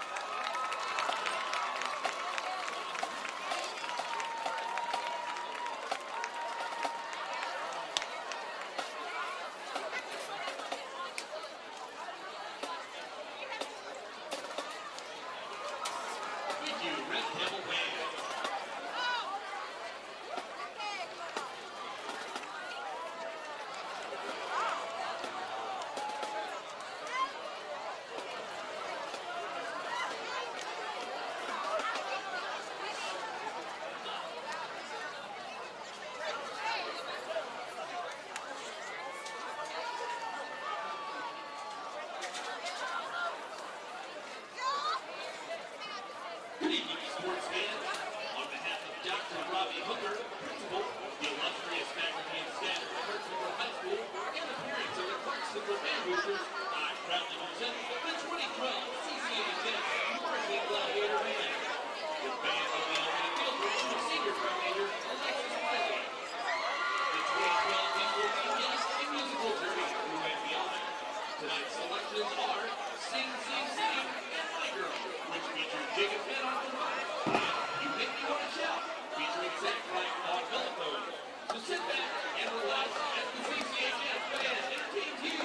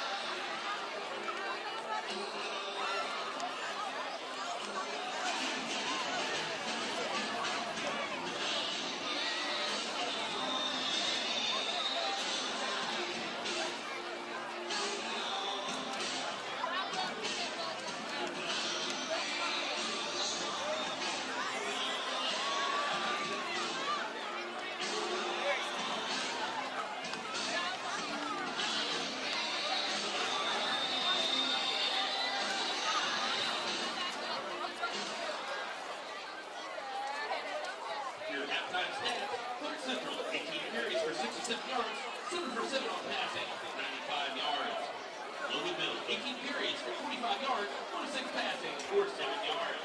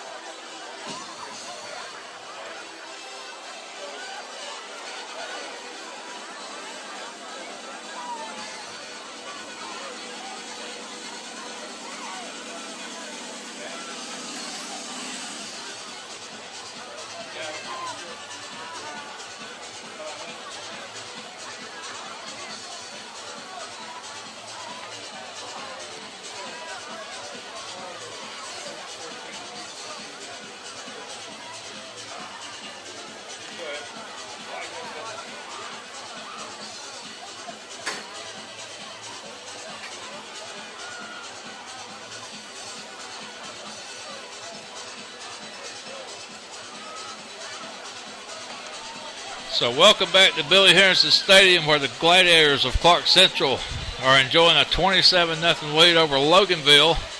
We've got about 2 minutes and 25 seconds before the second half starts. And Chuck, have you got some updates from around the state? Yeah, Buster, there's a lot of good scores around the state. One that really stands out, Lassiter 35, Kell 7. That kind of surprises me a little bit. I thought Kell would give him a much better ball game. Of course, the Gladiators are making their way down through the Pines. And Arabia Mountain 14, Tucker 6, another surprising. Tucker 6? Yeah. Did you say Arabia Mountain? That's exactly what I said. So, wait a minute. Let me explain that to everybody, Chuck. That's kind of like Appalachian State and Michigan. Are we talking the right language really, here? Okay. Really. Okay. Yeah. All right. You are okay. really talking about the same language right there. Now, Mount Zion 7, Washington 12. That's a battle inside of 285. Well, outside, a little bit outside 285, but around the Atlanta area. So, some other scores: Hancock Central 0, Beaufort 29. That's a halftime score. East Jackson 0, East Hall 6. That hadn't been updated for a little while. That's still a second quarter score. White County 28, Fannin County 6. That's a halftime score. Lumpton County 3, West Hall 7. That's a late second quarter score. Monroe area 14, Oconee County 0. That has not been updated in a little while. It's still a second quarter score. Lanier County 6, Berrien 13. That's a first quarter score, so that has not been updated in a while. Vidalia 7, the good old Vidalia Onions down there. Long County 0. That's a second quarter score. Richmond Academy 14, Josie 7. Just some of the games that we've been able to keep track of for you here on GITV. And Buster, real happy with the first half play of the Gladiators tonight. Much more focused and disciplined ball tonight out of the Gladiators. Well, we got to see that 1-2 punch that we've been looking for so much this year out of our backfield with Rodney Willingham and Jelani Payne. Yeah. Rodney Willingham had 2 scores. One from 11 yards out for Willingham and another from 12 yards out. And then, of course, Jelani Payne, a 22-yard run, which leads the Glads on offense as far as their scoring productivity. And then we had the big block punt that was picked up by Kayvon Williams in return for a touchdown to give us that 4th score. So, and some of those stats from the first half, Loganville had 18 carries, 45 yards. Very good job on the defense. Mm-hmm. And they were 1 for 6 passing for 7 yards. So really a solid effort from that defense. Well, the best effort by Coach Self's defense so far this year. And we don't need to let up. We need to finish this game on out strong and make a statement to the region that we're back and that we're back strong. And because it's a 9-team race right now, and you got to make a statement. And right now we got to show the region that we're for real and that we're defending champs. And it's going to take more than a walk in the park to put us away. And some of the stats from the Gladiators had 18 carries for 67 yards. I'd like to see that number up a little bit. But Cameron Johnson was 7 for 7 tonight for 95 yards through the air. Well, and you know, we sit here and talk about that perfection 7 for 7, and it doesn't look like he's had his best night. I mean, he's had some problems with the ball at times. He's had some troubles on his reads. I think he's got sacked a couple of times. But Cameron, a strong effort once again. Yeah. I mean, consistency. That's all it is. Some more scores. Third quarter score, Grayson 7, Parkview 6. That's they're hanging in there tough tonight. Grayson, number one team on, I believe, ESPN's poll, USA Today's poll. They're number one in a lot of them. But sounds like Parkview, did you say Parkview giving them all they want? Yeah, 7 to 6. And Wesleyan 9, Stone Mountain 7. That's a third quarter score. Also from Richmond Hill, Georgia, down in South Georgia, the Richmond Hill over Savannah High School. I'd like to see the update on that Carrollton-Calhoun game. That ball game is in halftime. We'll try to get you a score on that as soon as we can. Well, we're getting ready to swap some paint here in the second half between Clarke Central and Loganville as the seconds are now down to 27, 26, 25 and counting before the third quarter begins in this first region game of 2012. Referees are meeting out on the 50-yard line on the big red and white C. And if I remember right, I think we received the opening kickoff, so I guess Loganville will be returning this second half kickoff. I got an update on that Tucker. It's they had a wrong score there. It's Tucker 12, Arabia Mountain 6. Well, that's still probably a little too close for comfort for Tucker fans. Tucker, number 2 rated team in the state. Cedartown, who's playing good ball this year, got a good running back up there, 21. Lafayette 0. River Ridge 0. Ridgeland 42. That's a halftime score. Swainsboro 14. Pierce County 12. That's a second quarter score. Mary Persons 21. Henry County 0. That's a halftime score. St. Pius 7. Thompson 7. That's also in half. So here we go. Kick by the Gladiators is going to be received by Loganville on the 15. And good coverage. Good coverage by the Glads, but they're going to get it out to the 30. And the kicker for Clarke Central was number 22, Matthew Ward. Number 7, Drico Browner on the tackle. Cartersville 7, Rockmart 0, late second quarter. Dade County 0, Lake Fort Oglethorpe, 7.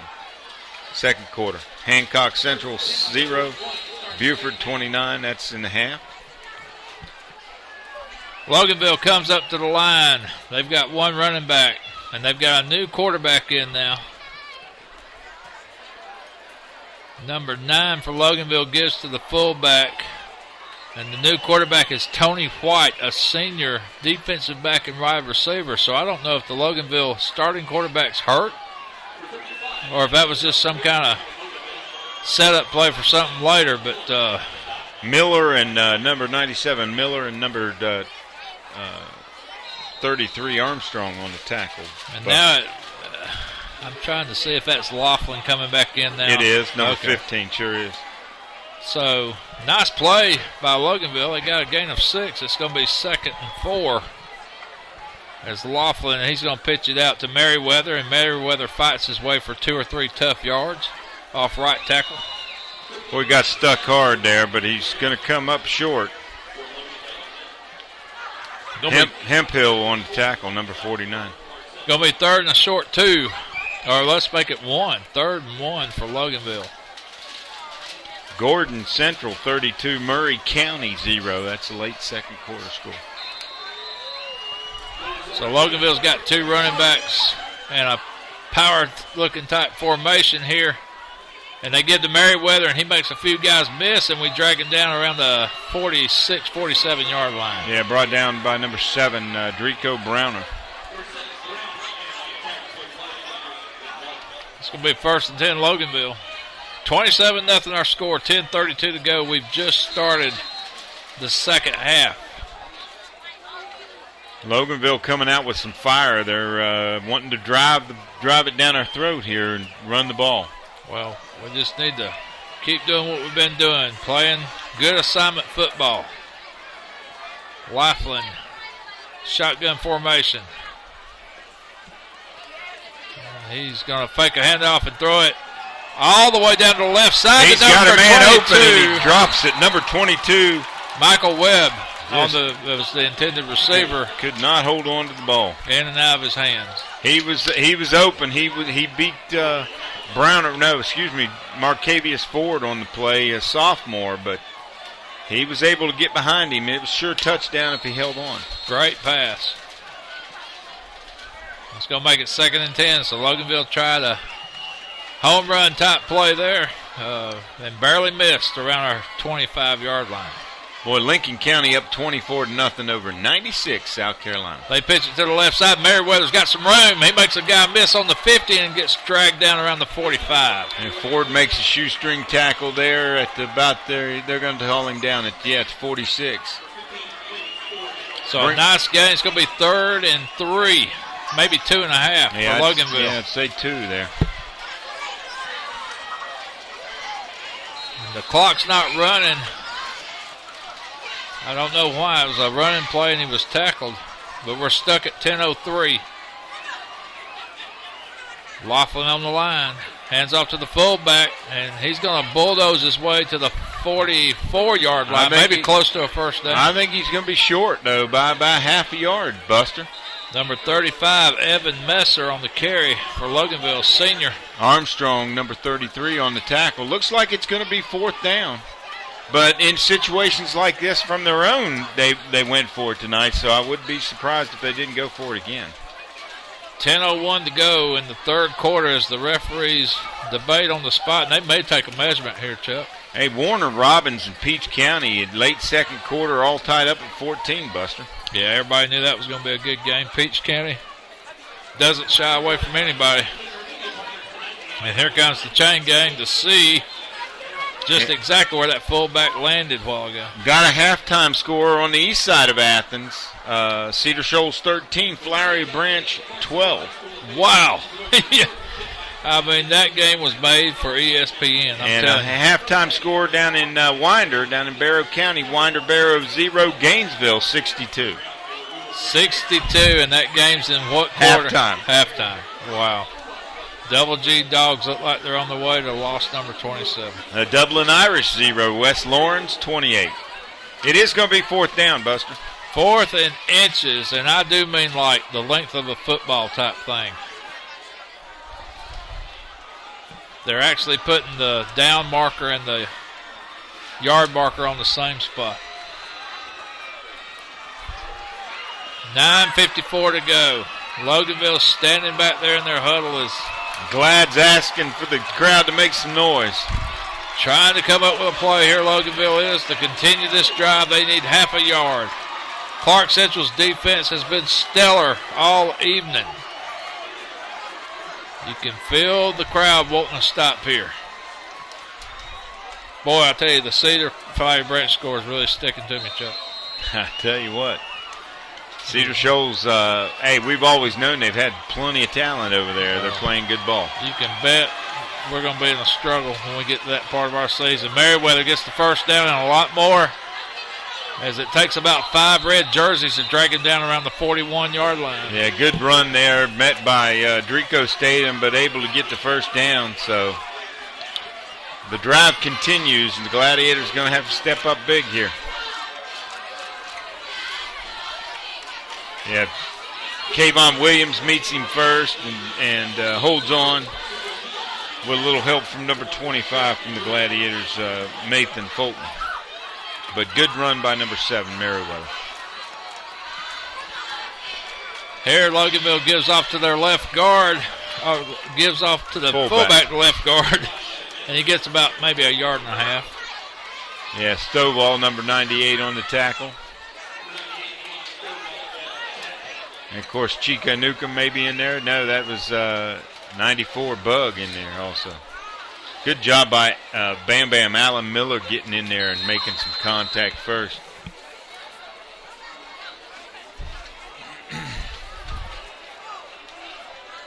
It's 8:54 left here in the third quarter. 2nd and 8.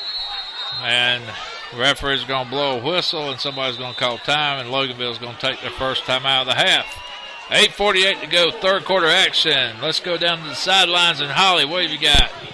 I got some info from the halftime, and Coach Riles reminded this team that last year Loganville came back on them after the half, that as far as he was concerned, this game was 0-0, and to stay focused and make sure that intensity that they played with in the first half would continue in the second half.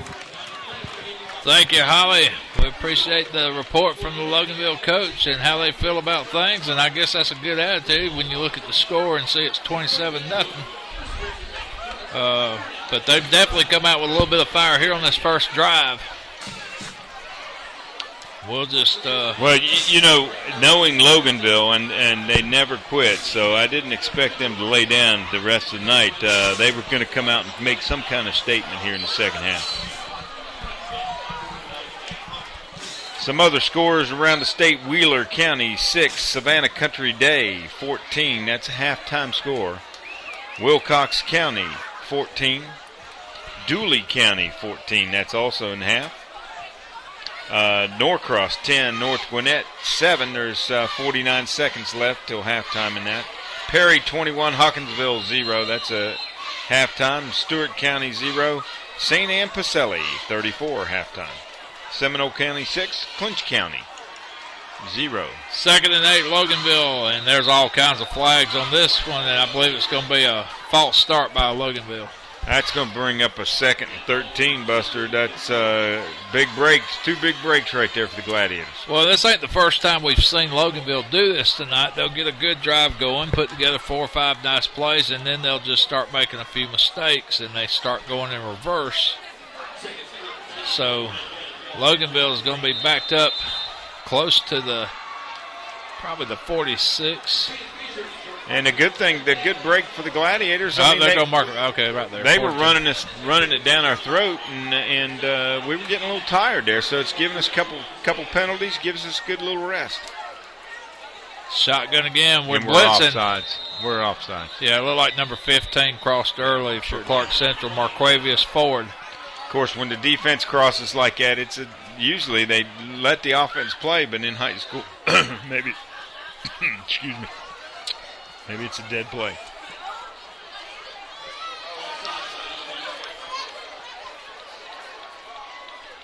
So we give 5 back to them. You know, usually that's a free play for the offense. I don't know why they called that one dead. 2nd down, let's call it 7.5. Loganville comes to the line. Broken eye formation. They feed it out to Merriweather, who gashes his way down to the 32-yard line, just short of a first down. Javion Hemphill, first one to hit him, but he still gets a couple of yards after it. So they're now back in 3rd and short situation. So 3rd and call it 2. 8:21 to go, third quarter. Loganville has had the ball the entire third quarter. Clarke Central trying to make a stop. Laughlin comes up to the line. They give to Merriweather. Again, we stuffed him. Met at the line of scrimmage. Beautiful tackle. And I tell you what, the Clarke Central guy that made the tackle, he might have got the worst end of that. He's still on his knees. As soon as I can get a number. Kayvon Williams. Boy, we don't need him to be hurt. Good to see him get up. He's shaking it off. So it's going to be 4th and about the same, 2 yards. I can't help but think Loganville will go for it here. You know, I need to take that back. I think that was Nathan Fulton that made that tackle. No, it was Kayvon. Excuse me, Cedric Armstrong. 33, okay. Yeah. Okay. Wow, they're going to make a measurement. I thought we stopped him dead to rights. But I guess they got a little progress right there at the end of the play. It was 2 guys that gave each other a very rude welcome. I think he's short about 2 inches.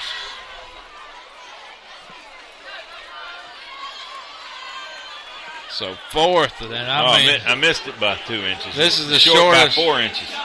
Definitely the shortest fourth and something we've had all night. Loganville sprints to the line. Got to be disciplined here and not jump. Oh, we jump. You just called it, Chuck. It looked like Stovall. They got Stovall.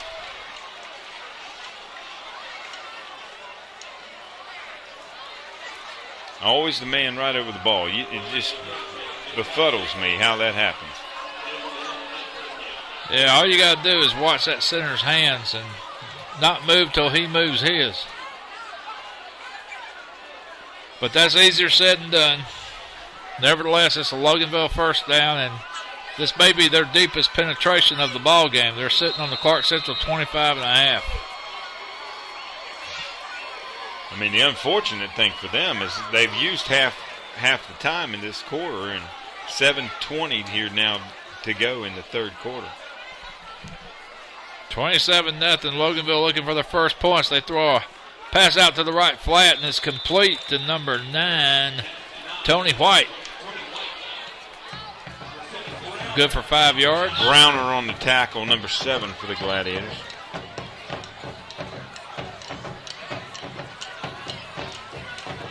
Well, they're going to say it's shorter than 5 yards, maybe 3 yards. I thought he got more than that. But 3-yard pickup for the Red Devils. It'll be 2nd and 7. 6:49 to go, third quarter. Loganville's bringing twins out here to the left side.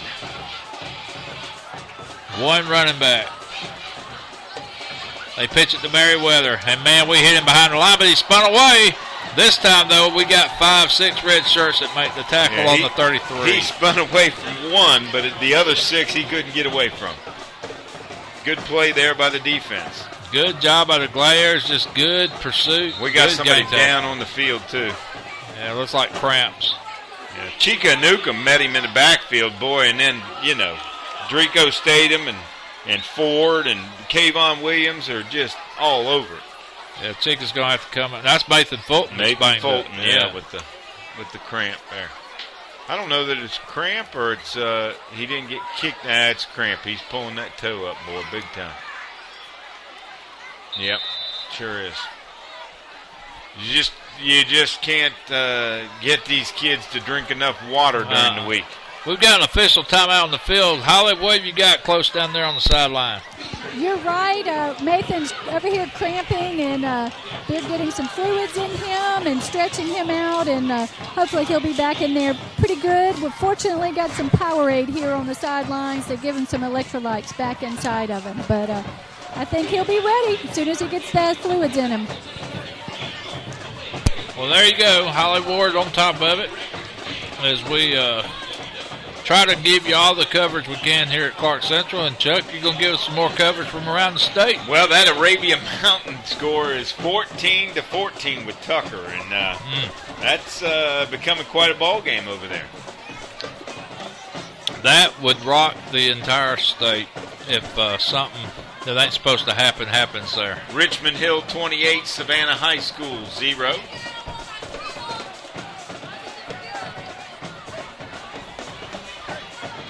Mount Zion 7, Washington Bulldogs 12.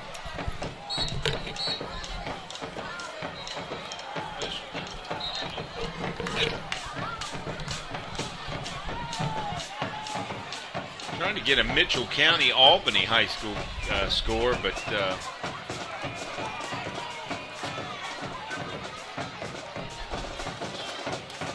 they don't do as good a job as GITV with the. So the only thing I can figure, Chuck, is that the officials called a timeout to get the clock set right or something. We're sitting at 6:20 now. And it's going to be 3rd and 15. Loganville on their Clarke Central 31. There's White on the option. They're in that Wildcat. White in there at quarterback. Merriweather gets stuck at the line of scrimmage. Well, and the Clarke Central guy's getting up slow, too. Well, so Merriweather's still down. They're both getting up awful gingerly. That's Mark Quavius Ford. They're both still down there. Here comes Merriweather's kind of Oh, he's still leaning Well, over. Both boys are just down. You know, Chuck, I know when we have our forecast show, we try to give our takes, and we try to talk about a little bit about what we kind of think or see or know. But, you know, we said this, that we thought this was going to be a war, and that we was just hoping that we could come out of this thing not so banged up and not have a couple of guys go down to injury. No doubt. And here we go. We're starting to see it right before our eyes. 6:01 still here in the third quarter. We got timeout and injury on the field, and your score is still Clarke Central 27, Loganville Red Devils 0.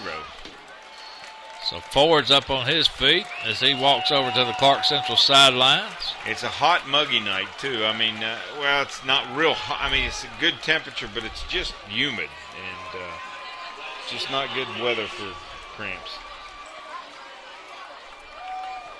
But I can't emphasize enough how much these young men need to drink water and drink water.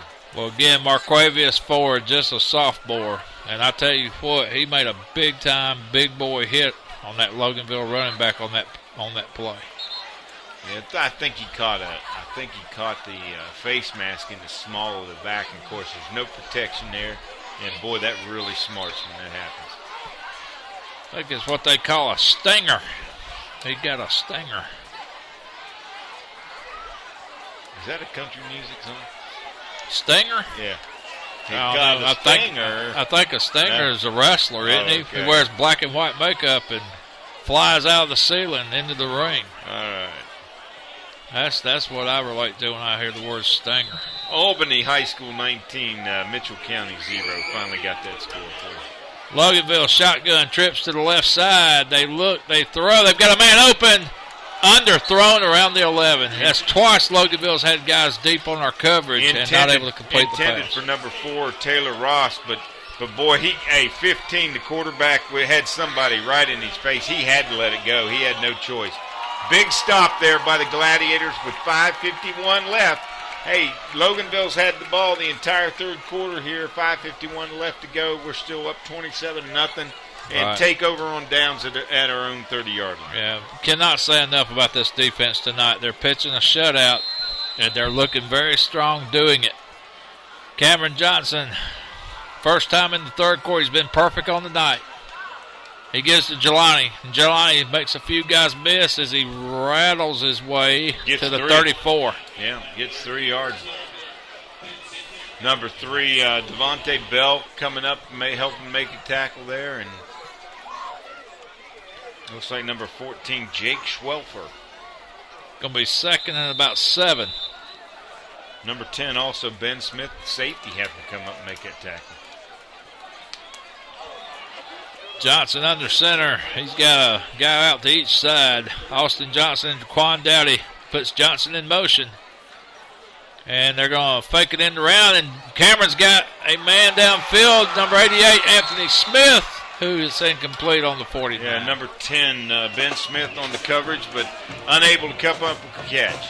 And I just want to let everybody know out there in internet land, when you look at number 88 run back to the line there, it's a freshman. Yeah. It's a big body. 6'1", 210. Yeah, they don't make them like that every day. 5:06 to go.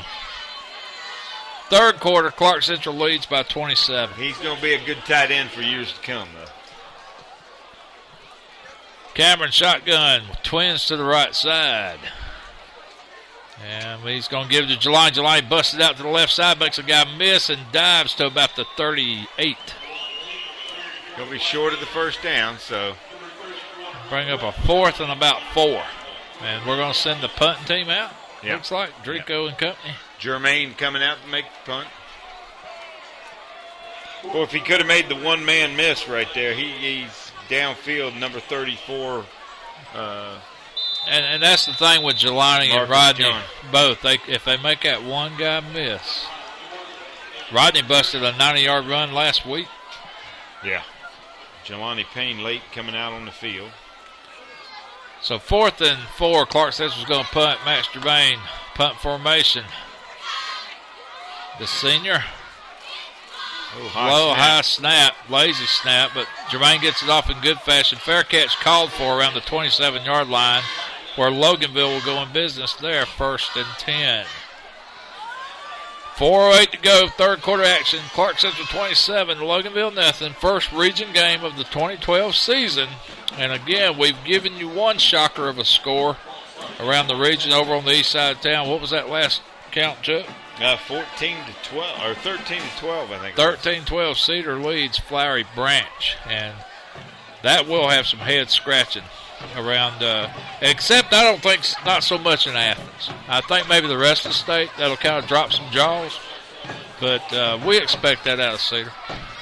We could see that coming when they beat Hart County and beat Elbert County, no doubt about it. There's plenty of talent over there across the river, so it doesn't surprise me a bit in the world. I always knew if somebody could just assemble it and make something with it, and it sounds like that new coach is making that happen right now. We're still late in the second quarter. Arabia Mountain 14, Tucker High School 16. So Tucker's up on Arabia Mountain. 16-14. Gotcha. And we're off sides again. That looks like Stovall again. 98? No, I think it was Bug, number 94. 94, okay. So Stovall and Bug each have an infraction. Loganville get 5 easy ones. And if there's one negative sign tonight, if you're a Clarke Central fan, there's been a lot of flags on the defense. Well, we didn't have these mistakes in the first half. You're right. Loganville, double running backs, and it looks like Beck again on the carry. Oh, boy. We hit him and rock him hard around off the left side of the line. I tell you what, that Beck's a strong runner. Yeah. He picked up some tough yards, three and a half yards off left tackle. 35, Chica Newcomb coming in, making the first contact, and then Cedric Armstrong laying the lumber. But that's going to be good for a Loganville first down. So we got 3:48 left here in the third quarter. Still Gladiators up 27-0. And again, Loganville trying to start another drive. They come up on the ball. Again, 2 running backs. I believe we got this one snuffed out here. That was all Kayvon Williams. But good penetration on that right-hand side all the way down. The defensive end that time did a wonderful job of stringing that out, making that tailback cut it up inside, and Kayvon Williams just comes in and lays the lumber. Good play. That's going to make it 2nd and 13. That's the way you're supposed to play that one right there. Well, they did. They strung it out to perfection. And like I said, not been a lot of bad things you could say about the Clarke Central defense tonight. Cedric did a good job of, keeping that inside, stringing that play out. The only thing I'm not noticing that you would expect, Loganville might have a more sense of urgency here, but they're taking their time. They are definitely taking their time. Merriweather goes out to the right side looking for a gap or a seam or something, and he's just finds, pinned in. Well, hell, he squirted loose. Oh, they say he stepped out of bounds. Yeah, nowhere to go. So, again, they strung it out to the right, strung it out to the left. Yeah, good That's what job. you're supposed to do. Good job. Lassiter still up on Kell in the third quarter, 35-7, Buster. Boy, that's a head scratcher score too. Kell has looked awful strong. Not there tonight. Is that game at Lassiter? It is. Yeah. It is. That's tough on the road. And Wesleyan's up in the fourth quarter, 23-13 over Stone Mountain. 2:11 to go, third quarter. We look like we're going to blitz, and Clarke Central saying that Loganville moved. And 54 for Loganville. Robert Stanfield just throws his hands up in the air like, me again? And it is. They're going to mark him off 5. Well, down in Thompson, Thompson's up 21-14 over St. Pius. That's a good ball game right there. Every time I go to Thompson, Georgia, I think of those big green houses where they stored those Sanford Stadium hedges during the 96 Olympics. There you go. And I don't know why. It's just in my head. Dudley's. Okay. That was the place. Dudley's. Colquitt County, the Packers are up 28-0 over Carver at halftime. Yeah, Carver, Columbus, home of Isaiah Kroll. I think it's we got good pressure on the quarterback. And we got an interception. Big interception. Stovall. Demond, he may go all the way. Run, big guy. Run, big guy. He may go all the way. Ball over him. He got it. Come on. He's in there. Touchdown, Demond Stovall. Oh, my goodness. How about that for the big man? How did he do that? How did he do that? That is one of those rumbling, stumbling plays right there. Man, that is every defensive lineman's dream. Stovall just rumbled for at least 30-some-odd yards, and he was not going to be denied. That's a highlight. That's a GITV highlight. Old Coach Holland went out there and gave the old chest pump, jump in the air with him. Well, I don't think Stovall could jump to get off the ground now. We'll have to make sure our engineer, Chris Crupton, gets that on YouTube. Jermaine on for the kick. Oh, no, excuse me. Baylor Ward. Matthew Ward. Or Matthew Ward on for the kick, and it is good. So with 1:50 left in this third quarter, your score, Loganville Red Devils 0 and Clarke Central High School Gladiators 34. Buster, they were setting up a screen, forcing everything to come to our side, the Clarke Central side. Had it set up perfectly, but everybody didn't take the fake, and Stovall stayed home and made the interception and rumbled in for the end zone. We're going to go down to the sidelines. Holly Ward, what you got? I tell you, they just energized, Stovall just energized this team with that run, and you are right. Down here on the sidelines, it was something fun to watch. And when the boys saw who had the ball, they just went wild. So there was a lot of fun, and that's something he's going to remember the rest of his life. Well, there you go, Demond Stovall. I'm sure that ball that he toted into that end zone won't make it back to the equipment room tonight. It'll be under his bed, tucked away. Third quarter score over in Carrollton. Carrollton 21 and Calhoun 12. That's kind of a little surprising score. Well, I don't know. Carrollton's playing some good ball. Carrollton's for real. 34-0. Clarke Central looking very strong. Matthew Ward on for the kick. High end over end. It's going to land around the 13-yard line. Loganville to the 20, to the 25, 26, and that's all as he's met by a host of Gladiators. Number 30 for Clarke Central leading the charge, Jordan Bonner. Kind of ran into his own man right there a little bit. Drico Browner, number 7. He's calling his name all night. He did a good job right there, too. 1:44 to go in the third. 34-0 Clarke Central. Been two big defensive scores that has led the Gladiators to the 34 spot we have here. That defense, though, doesn't get a break. They're back out there on the field again. Yeah. And that was a problem last week at Central Gwinnett. It seemed like we got gassed because our offense kept scoring quick and not giving us no time to rest. Here we let the Loganville running back pick up 5 tough yards up the middle before we bring him to a stop. Well, you would think after a defensive touchdown like that, they'd be a little still pumped up. So Drico Statham on the tackle for the Gladiators. Yeah, and Alan Miller, number 97, also in there. Third quarter score again. I think this ball game's being played over in Calhoun, not Carrollton. But Carrollton 21, Calhoun 19. A lot of tough games around the state, it sounds like, this evening. Big hole look here. Here. He's gone. If he's getting hit by no, we drag him down. Drico Brown caught him. Yep. That was number 24 for Loganville, Jonah Tompkins, on a nice carry for 25 yards and a first down. He looked like he had it. Yeah, he looked like he was gone, but defense closed down on him pretty good. But and you know, with a minute 1 here to go in the third, and I know we got a whole nother quarter to go, but that defense has got to be wanting that shutout. Oh, no doubt. Coach Self has probably been working on that all week. Loganville pitches to the right side.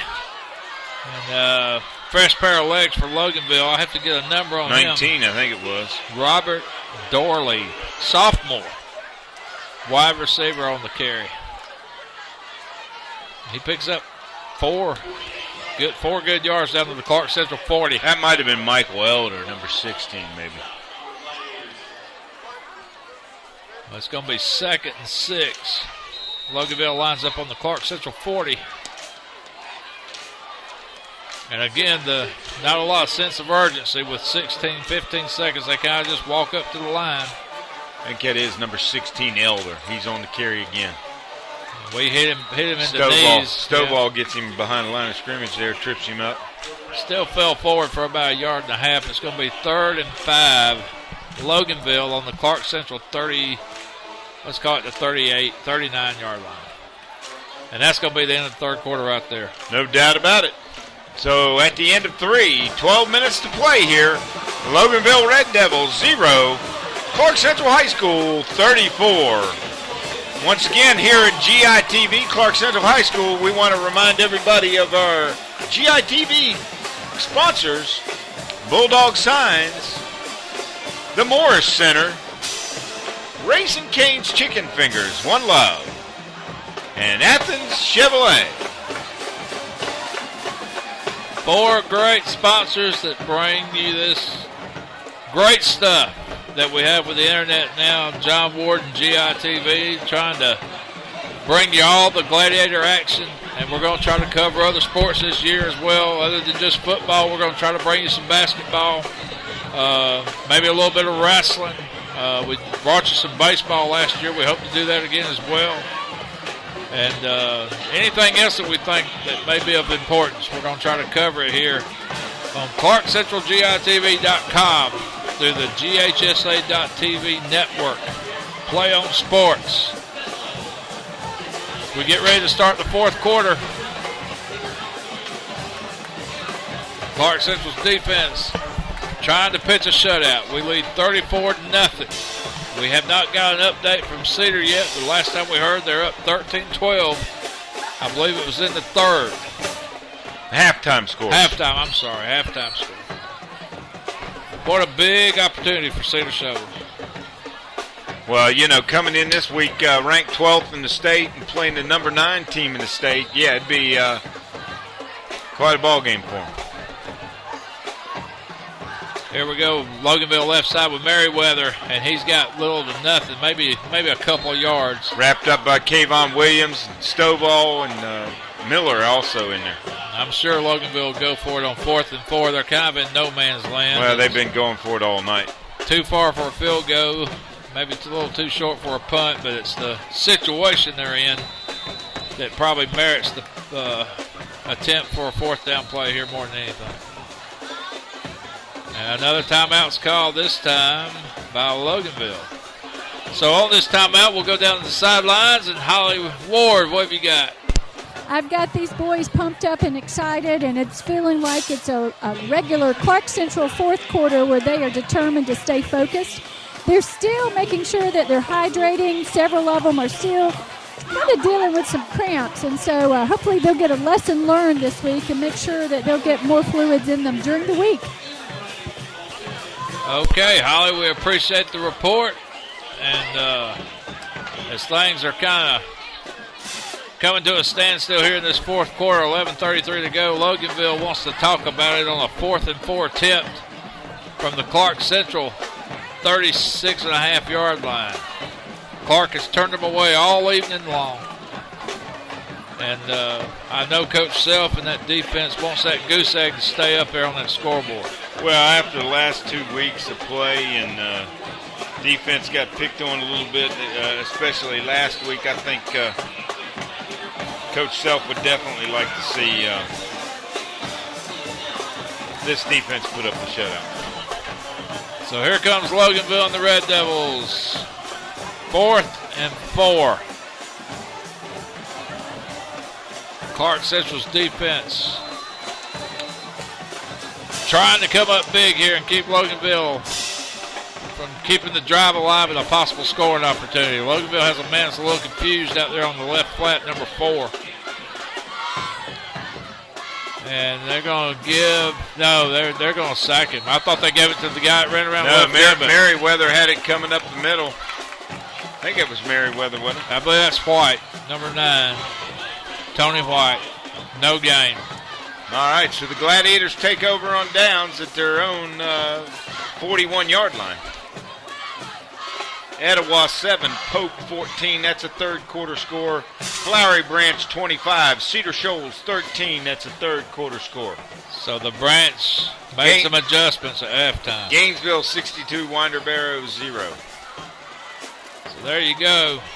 As we give off to Denzel Maxey off left guard. And man, look at him toting guys. Strong run, strong run. And this is one guy here, our fullback, Denzel Maxey. He's absolutely gotten better each and every week. No doubt.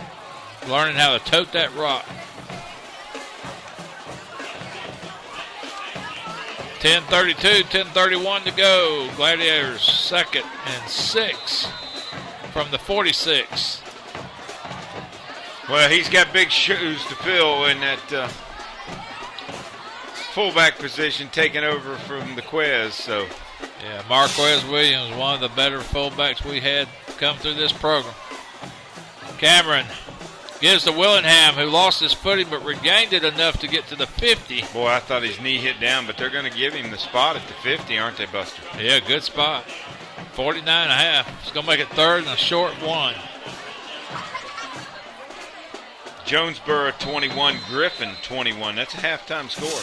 Jonesboro coming back. Whitewater 22, Fayette 0. Whitewater strong as usual. Noonan 14, Troup County 14. That's a fourth quarter score. Boy, that's a good ball game. A lot of tight games.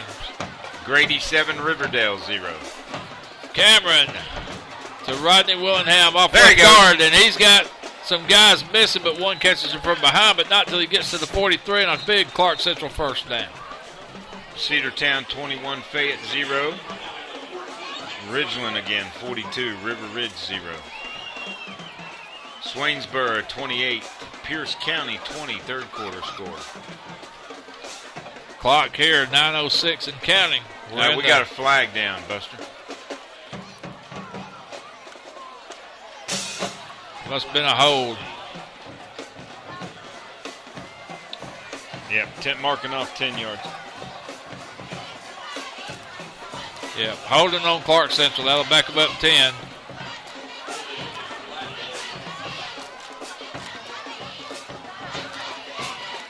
So it's going to be third now and 11. So you go from 3rd and 1 to 3rd and 11. Thank goodness that was a spot foul.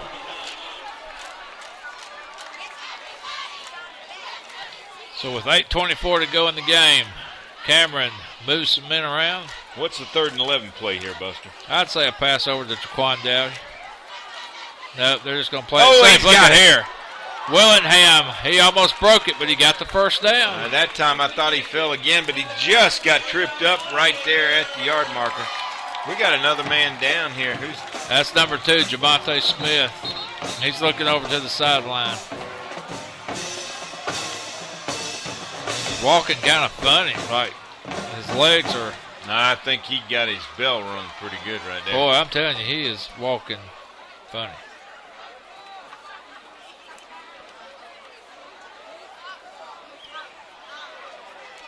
Athens Christian 14, Jackson County 21. That's a halftime score. Good Madison County 0, North Oconee 21. That's a halftime score. 1st and 10 Gladiators. We give off the left guard and maybe gain a yard. Monroe area 42, Oconee County 14. That's a third quarter score. On the carry for the Gladiators, that was number 44, Jaquan Daniel, a freshman, getting some action tonight. 7:26 to go. We're in the I formation. Cameron. Glad to see we're getting some young players in there. They need to get a taste of this experience here. And who we calling timeout? Is this Loganville calling timeout? That's official timeout. Nope, he's calling them back out on the field. Don't know what the deal is here, but there was definitely some whistles blowing. And they're snapping them back out. Yep. Kind of weird. Pike County 7, Lamar County 21 halftime. Jackson 18, Monticello 32. That's a fourth quarter score. Clock starts moving. We're in the I formation. Cameron's on the 45, trying to lead the Gladiators to another score. And we give to the up back. Now, I want to say it's Maxey, but I'm not sure that I see a number. I believe that was Denzel on the carry. 52, Cody Stanton on the tackle. Denzel's had a real good night tonight. Clarke Central sends in number 26, Marcus Campbell, a sophomore, one of the wideout positions. We've got Jelani Payne in the backfield. Cameron's going to go to a shotgun now. 6:43 to go in the game. Clarke Central leads 34-0. We put Campbell in motion. We throw over to the right flat. Incomplete and dropped by Austin Johnson, it looks like. Boy, Bradwell Institute, Charlton County, a single-A school, coming up and taking on Bradwell Institute, and they're winning at halftime 12-0. Clarke Central's looking at 4th down and possibly 6 for a first here.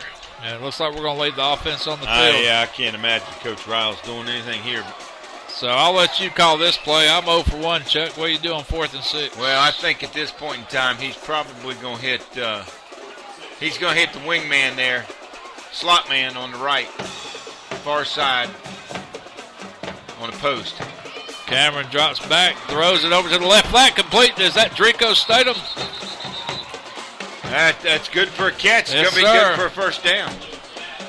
So Mr. Do-It-All, Drico Statham on the reception to keep the Clarke Central drive alive. 5:33 to go in the game. Well, I missed the slot. I went to the wrong side, didn't I, Buster? That's okay. We don't get paid to coach. We just get paid to call and give our opinions. Clarke Central, 1st and 10, 5:16 to go in the game.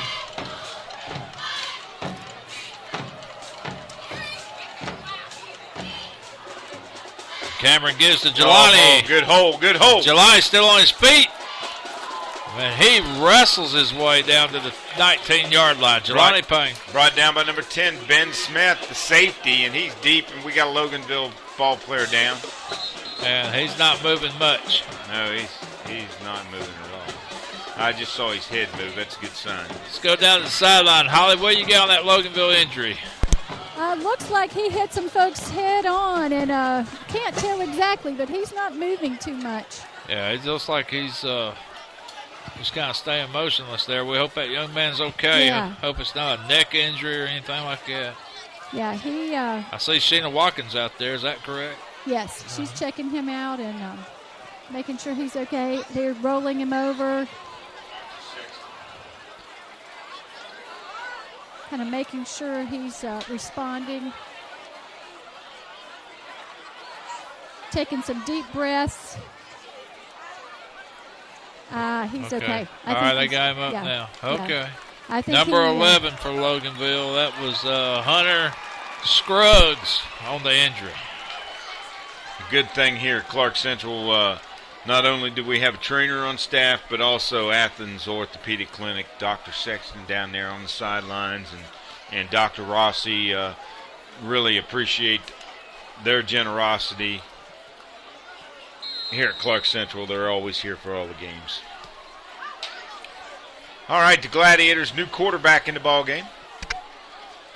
That looks like number 12 for the Gladiators, Akeem Wise. Looks like we may have Baylor Ward at fullback, and I'm not sure at the running back. Is that Jaquan Daniels, 44? I think that's your young freshman there. Yes, yeah. sir. There goes Jaquan making some guys miss. He sticks it up in there for a nice 4 or 5 yard gain. Good 5-yard play there. Big lineman going into the game for Clarke Central, number 77, Deshaun Edwards, senior. Nice to see him get a little playing time. Been battling a lot of injuries over the last 2 or 3 years. Yeah, he's had some knee problems. Of course, his big brother went down to Savannah State and completed 5 years down there. Demetrius Edwards. Played with my son Nick Wegman, was part of that offensive line, Coach Riles' first year. Yeah, Demetrius was a big figure on this campus. Denzel in motion to the right side. Wise rolls right, looking, throws, and gives it to Maxey, who's got down to the 6-yard line. Nice play. What a great decision there, and he took what he could get instead of forcing the issue. So Akeem Wise, just a sophomore, but very sharp on that play. Good decision making. It's going to be first and goal, Gladiators. And they're going to say he went out of bounds on the 9. Yeah, Jake Scheffler knocked him out of bounds there at the 9-yard line. 3:13 to go, clock running. 34-0, Clarke Central leads. Last updated score we had across town, Flowery Branch 25, Cedar Shows 13. Gainesville was all over Wanda-Barra, 62-0 at half. Wise rolls right again, and now he stops. Pants looks back to the left. He's got a man. Is that Baylor Ward? Touchdown, Gladiators. Why don't we send it down to Holly for a little call on that one? Oh, that was exciting. I have to brag a little. That was Baylor Ward, number 32, my son, scoring his very first ever varsity football touchdown. Well, Holly, make sure you get that ball, wrap it up, and put it under his bed, and make sure you pull it out and look at it and smell it years to come. You'll remember this night forever.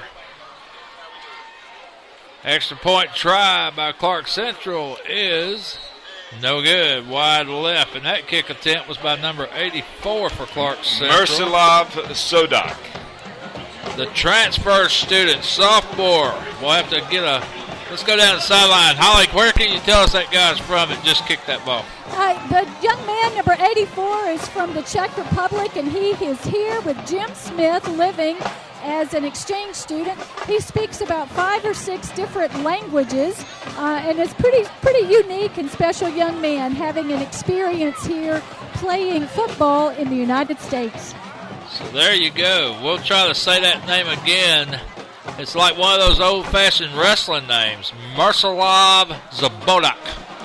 Hey, Norcross is over North Gwinnett. That's a big ball game over in Gwinnett County, 17-7. That's in the third quarter. Looked like Noonan was up on Troop 21-14. Looks like Mersilov's going to be able to handle the kicking duties here on this kickoff for Clarke Central. And first thing he's got to learn to do is set the tee up on the right yard line. He had it on the 50. Now he's got it back on the 40 after Drico Browner explained to him in one of those languages that he speaks that you got to put the tee down on the 40. St. Pius 14, Thompson 21. That's a fourth quarter score. We got 2:42 left here in the fourth quarter. Gladiators are in control, 40-0. McNair 8, Douglas, Atlanta 6, Coosa 17, Haralson County 18, fourth quarter score. So here it goes, the kickoff by Clarke Central, and it's just out of bounds, and that's not going to make Riles very happy. No. Went out of bounds around the 32-yard line. They'll get it on the 35 automatically. And you're getting some fresh faces coming in here now. A young man you need to keep an eye on for the Gladiators, number 45, Quan Russell. Good-looking athlete. Yeah, Hancock Central 0, Buford 29. That's still halftime score. East Jackson 7, East Hall 37. And you know, these new guys are coming in, but what I notice is number 17, Drico Statham, he doesn't want to come out. He's throwing his hands up like, why are you taking me out? Are you kidding me? You gotta love that attitude.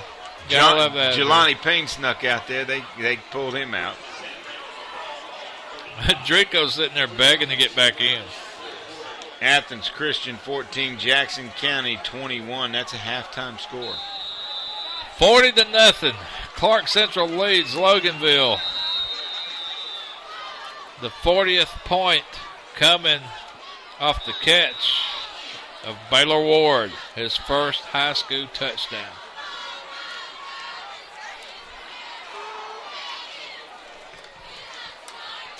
Loganville trying to line up and run a play. Referee's sitting over the ball like they got a Benedictine score. Benedictine 13, Metter 7. That's a halftime score. So Loganville's going to spread it out. three wide receivers over here to the right side. We don't have a starter in the ball game. Shotgun formation. They swing it out to number 8 for Loganville. That's Alessino Graham, who makes a nice run after the catch. Brought down by number 74 for the Gladiators, Anton Statham. Excuse me. Quan Russell really bringing a load off that left end. Did you see him come around there? He's very quick, very agile for his size. And you got to love the hairdo. 5'11", 232. 2:18 to go in the game. Russell again is in the backfield trying to make some havoc, but number 15 escapes for Loganville and makes a nice run to the Clarke Central 36. So they're going to mark him out to 41. Driven out of bounds by number 15 for the Gladiators, Marcavius Ford back in there after cramps. Number 15 on the carry was the quarterback, Josh Laughlin. So Loganville trying to make something happen on the Clarke Central reserves here with 1:46 to go in the game. Laughlin drops back. He's got twins running down the field to the right, but he hits the short man. Looks like number 86 for Loganville on the reception, Luke Alanias. So a nice play for Loganville as they get down to the Clarke Central 32-yard line. It's going to be second and call it 2. Loganville, for the first time this evening, is showing a sense of urgency, but it may be too little too late. And there's a nice completion as Loganville gets down to the 12 with 1:08 to go in the game. And we're going to send Jordan Bonner, number 30, into the game. We got a Gladiator limping off the field. Looks like number 23 for Clarke Central. Is that Cruz Solomon? Or is that 43? I can't make the number out. 43 was the one that was injured a little bit. Yeah, that's Kevin Irwin. Yeah. Loganville runs a play over to the left side and gets positive yardage, maybe 5-6 yards before we chase him out of bounds. We're down to 39 seconds. Can the reserves preserve the shutout? 33 and counting, 40-0. Just swarming to the ball, but you got your JV team in here basically against the starters now. And they throw a nice pass and we almost get the interception. Tipped and dropped in the end zone. Loganville had a chance to catch the ricochet. Wikey Watson looked like on the break up there. So here's your situation. Loganville is second down and 5 yards for a first on the Clarke Central 8-yard line. 16 seconds to go in the game. Just love to keep this shutout, but it's going to be, difficult situation here. Yeah, you got a good test of wills here. Drico Statham he's down there still pleading with Coach Riles to get in the game. Well, he's got a good case. He wants the shutout. And look, Drico's going. He's going to sneak out. Look at him. He's holding his head down like they won't see me, they won't see me, they won't see me. 1, 2, 3, 4, 5, 6, 7, 8, 9, 10, 11 guys. So Drico talked his way into getting back into this game. He wants that shutout. And that's the kind of attitude you want to see. No doubt about it. No doubt about it. He just wants to win. But where's he lining up, though? That's what I want to know. Well, I guarantee it don't matter where he lines up. He's going to be where the ball is. Oh, he's back here in the safety position. I'd love to see a Quan Russell sack here. That'd really be nice. Well, he's been close a couple of times. No doubt about it. So with 16 seconds to go, it's going to be 3rd and 5 from the Clarke Central 8-yard line. Loganville trying to put some points on the board. 40-0 your score. Clarke Central. Let's send it down. Let's watch this play here, and we're going to send it down to Holly here in just a second.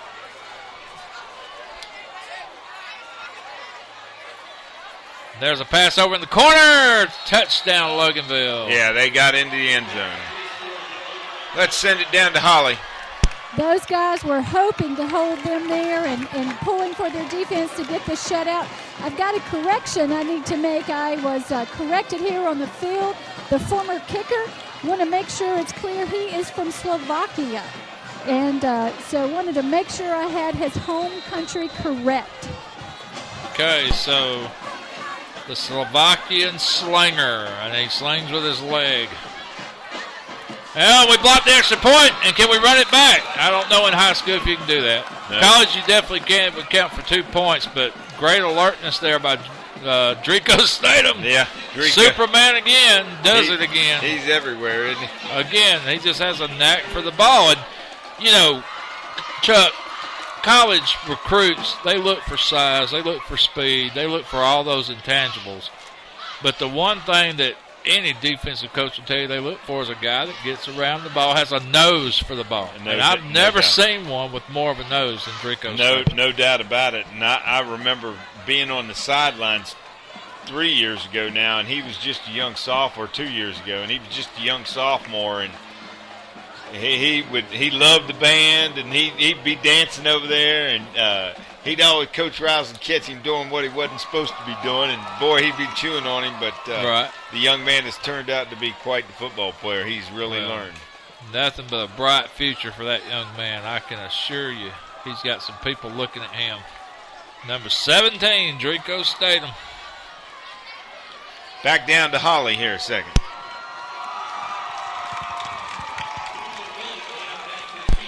Holly, can you hear us?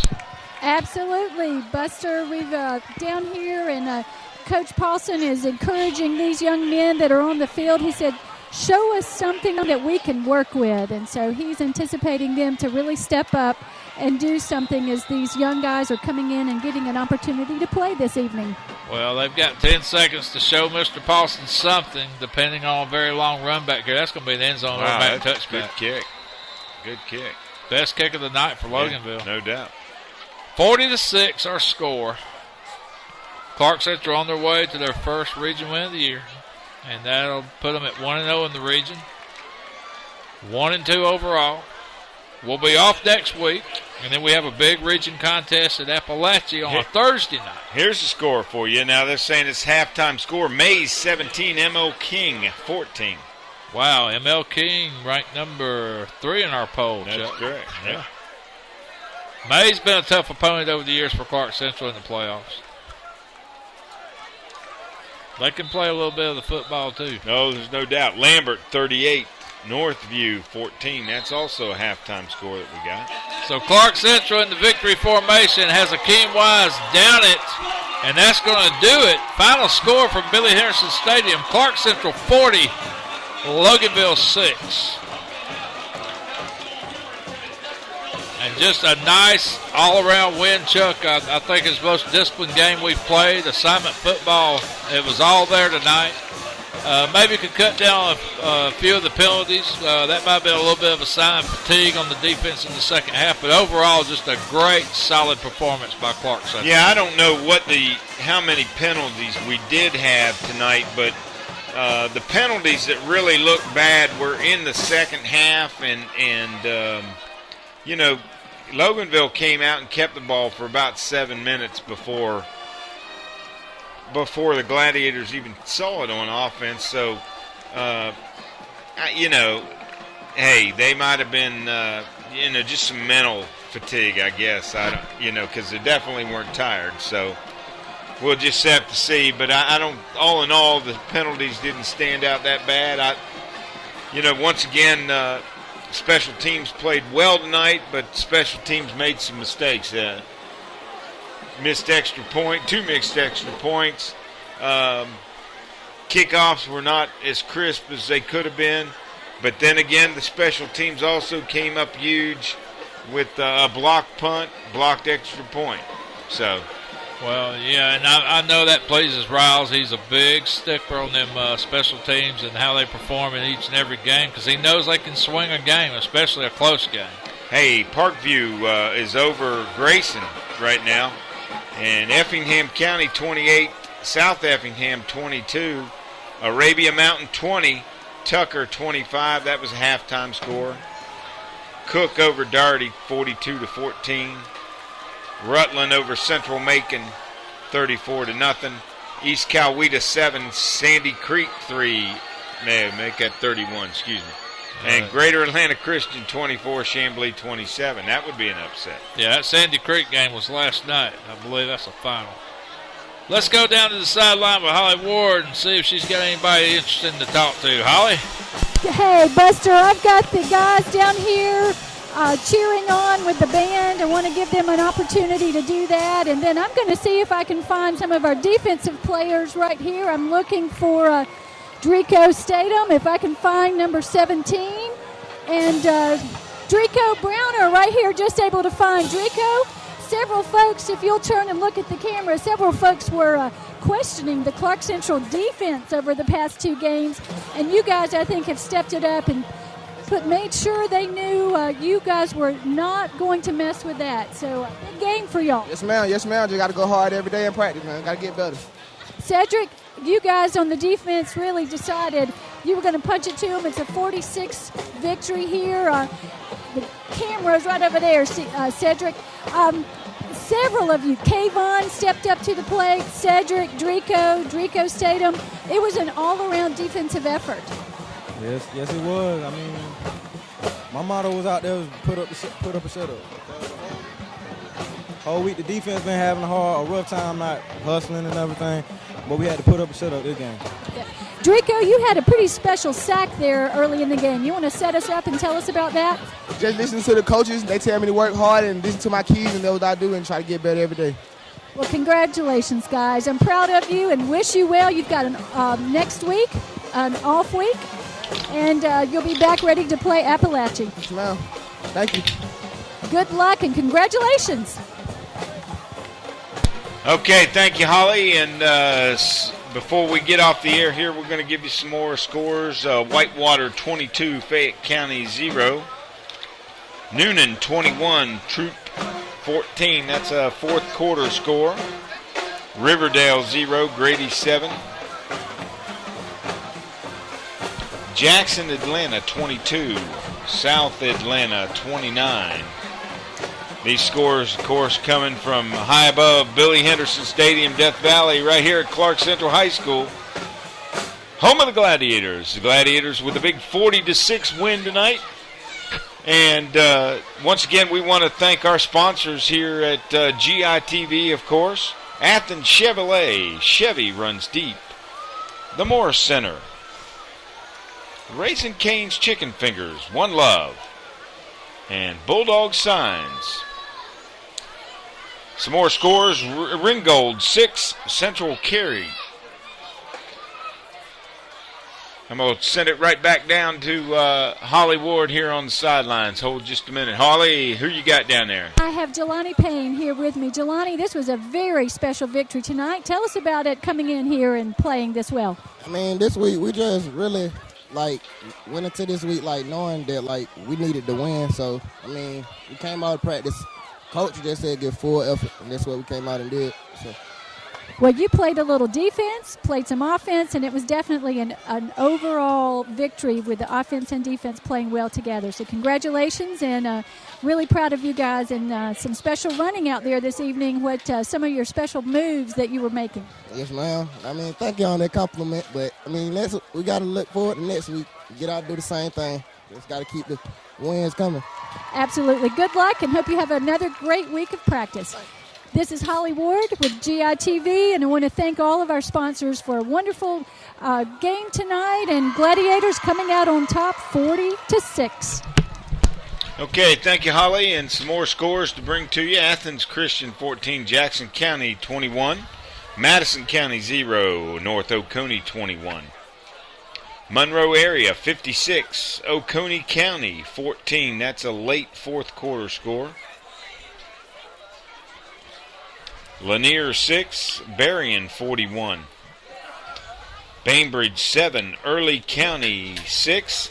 I'm trying to give you that Cedar Shoals and some other scores. Metter 7, Benedictine 13. Vidalia 7, Long County 0. Of course, a lot of these scores are still partial scores. We're bringing you, working the phone lines and working the computers here tonight. Richmond Academy 34, Josie 7, Appling County 17, the Screven County Gamecocks 14. I think we've got another special interview with no. Okay, I'm sorry. She's going down to the other end. Go ahead.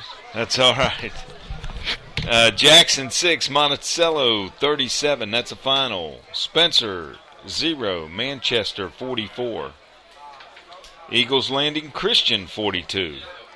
Hapeville Charter 0. The Darlington School up in Rome 23. Chattooga 0. Once again, we're going to try to give you some the Heritage Salem score and Winterboro Gainesville score and Cedar Shoals if we can. Going to try to stay on here for a few minutes, waiting on Buster Crumpton to get back, and we'll wrap it up here tonight here at Billy Henderson Stadium, Clarke Central once again.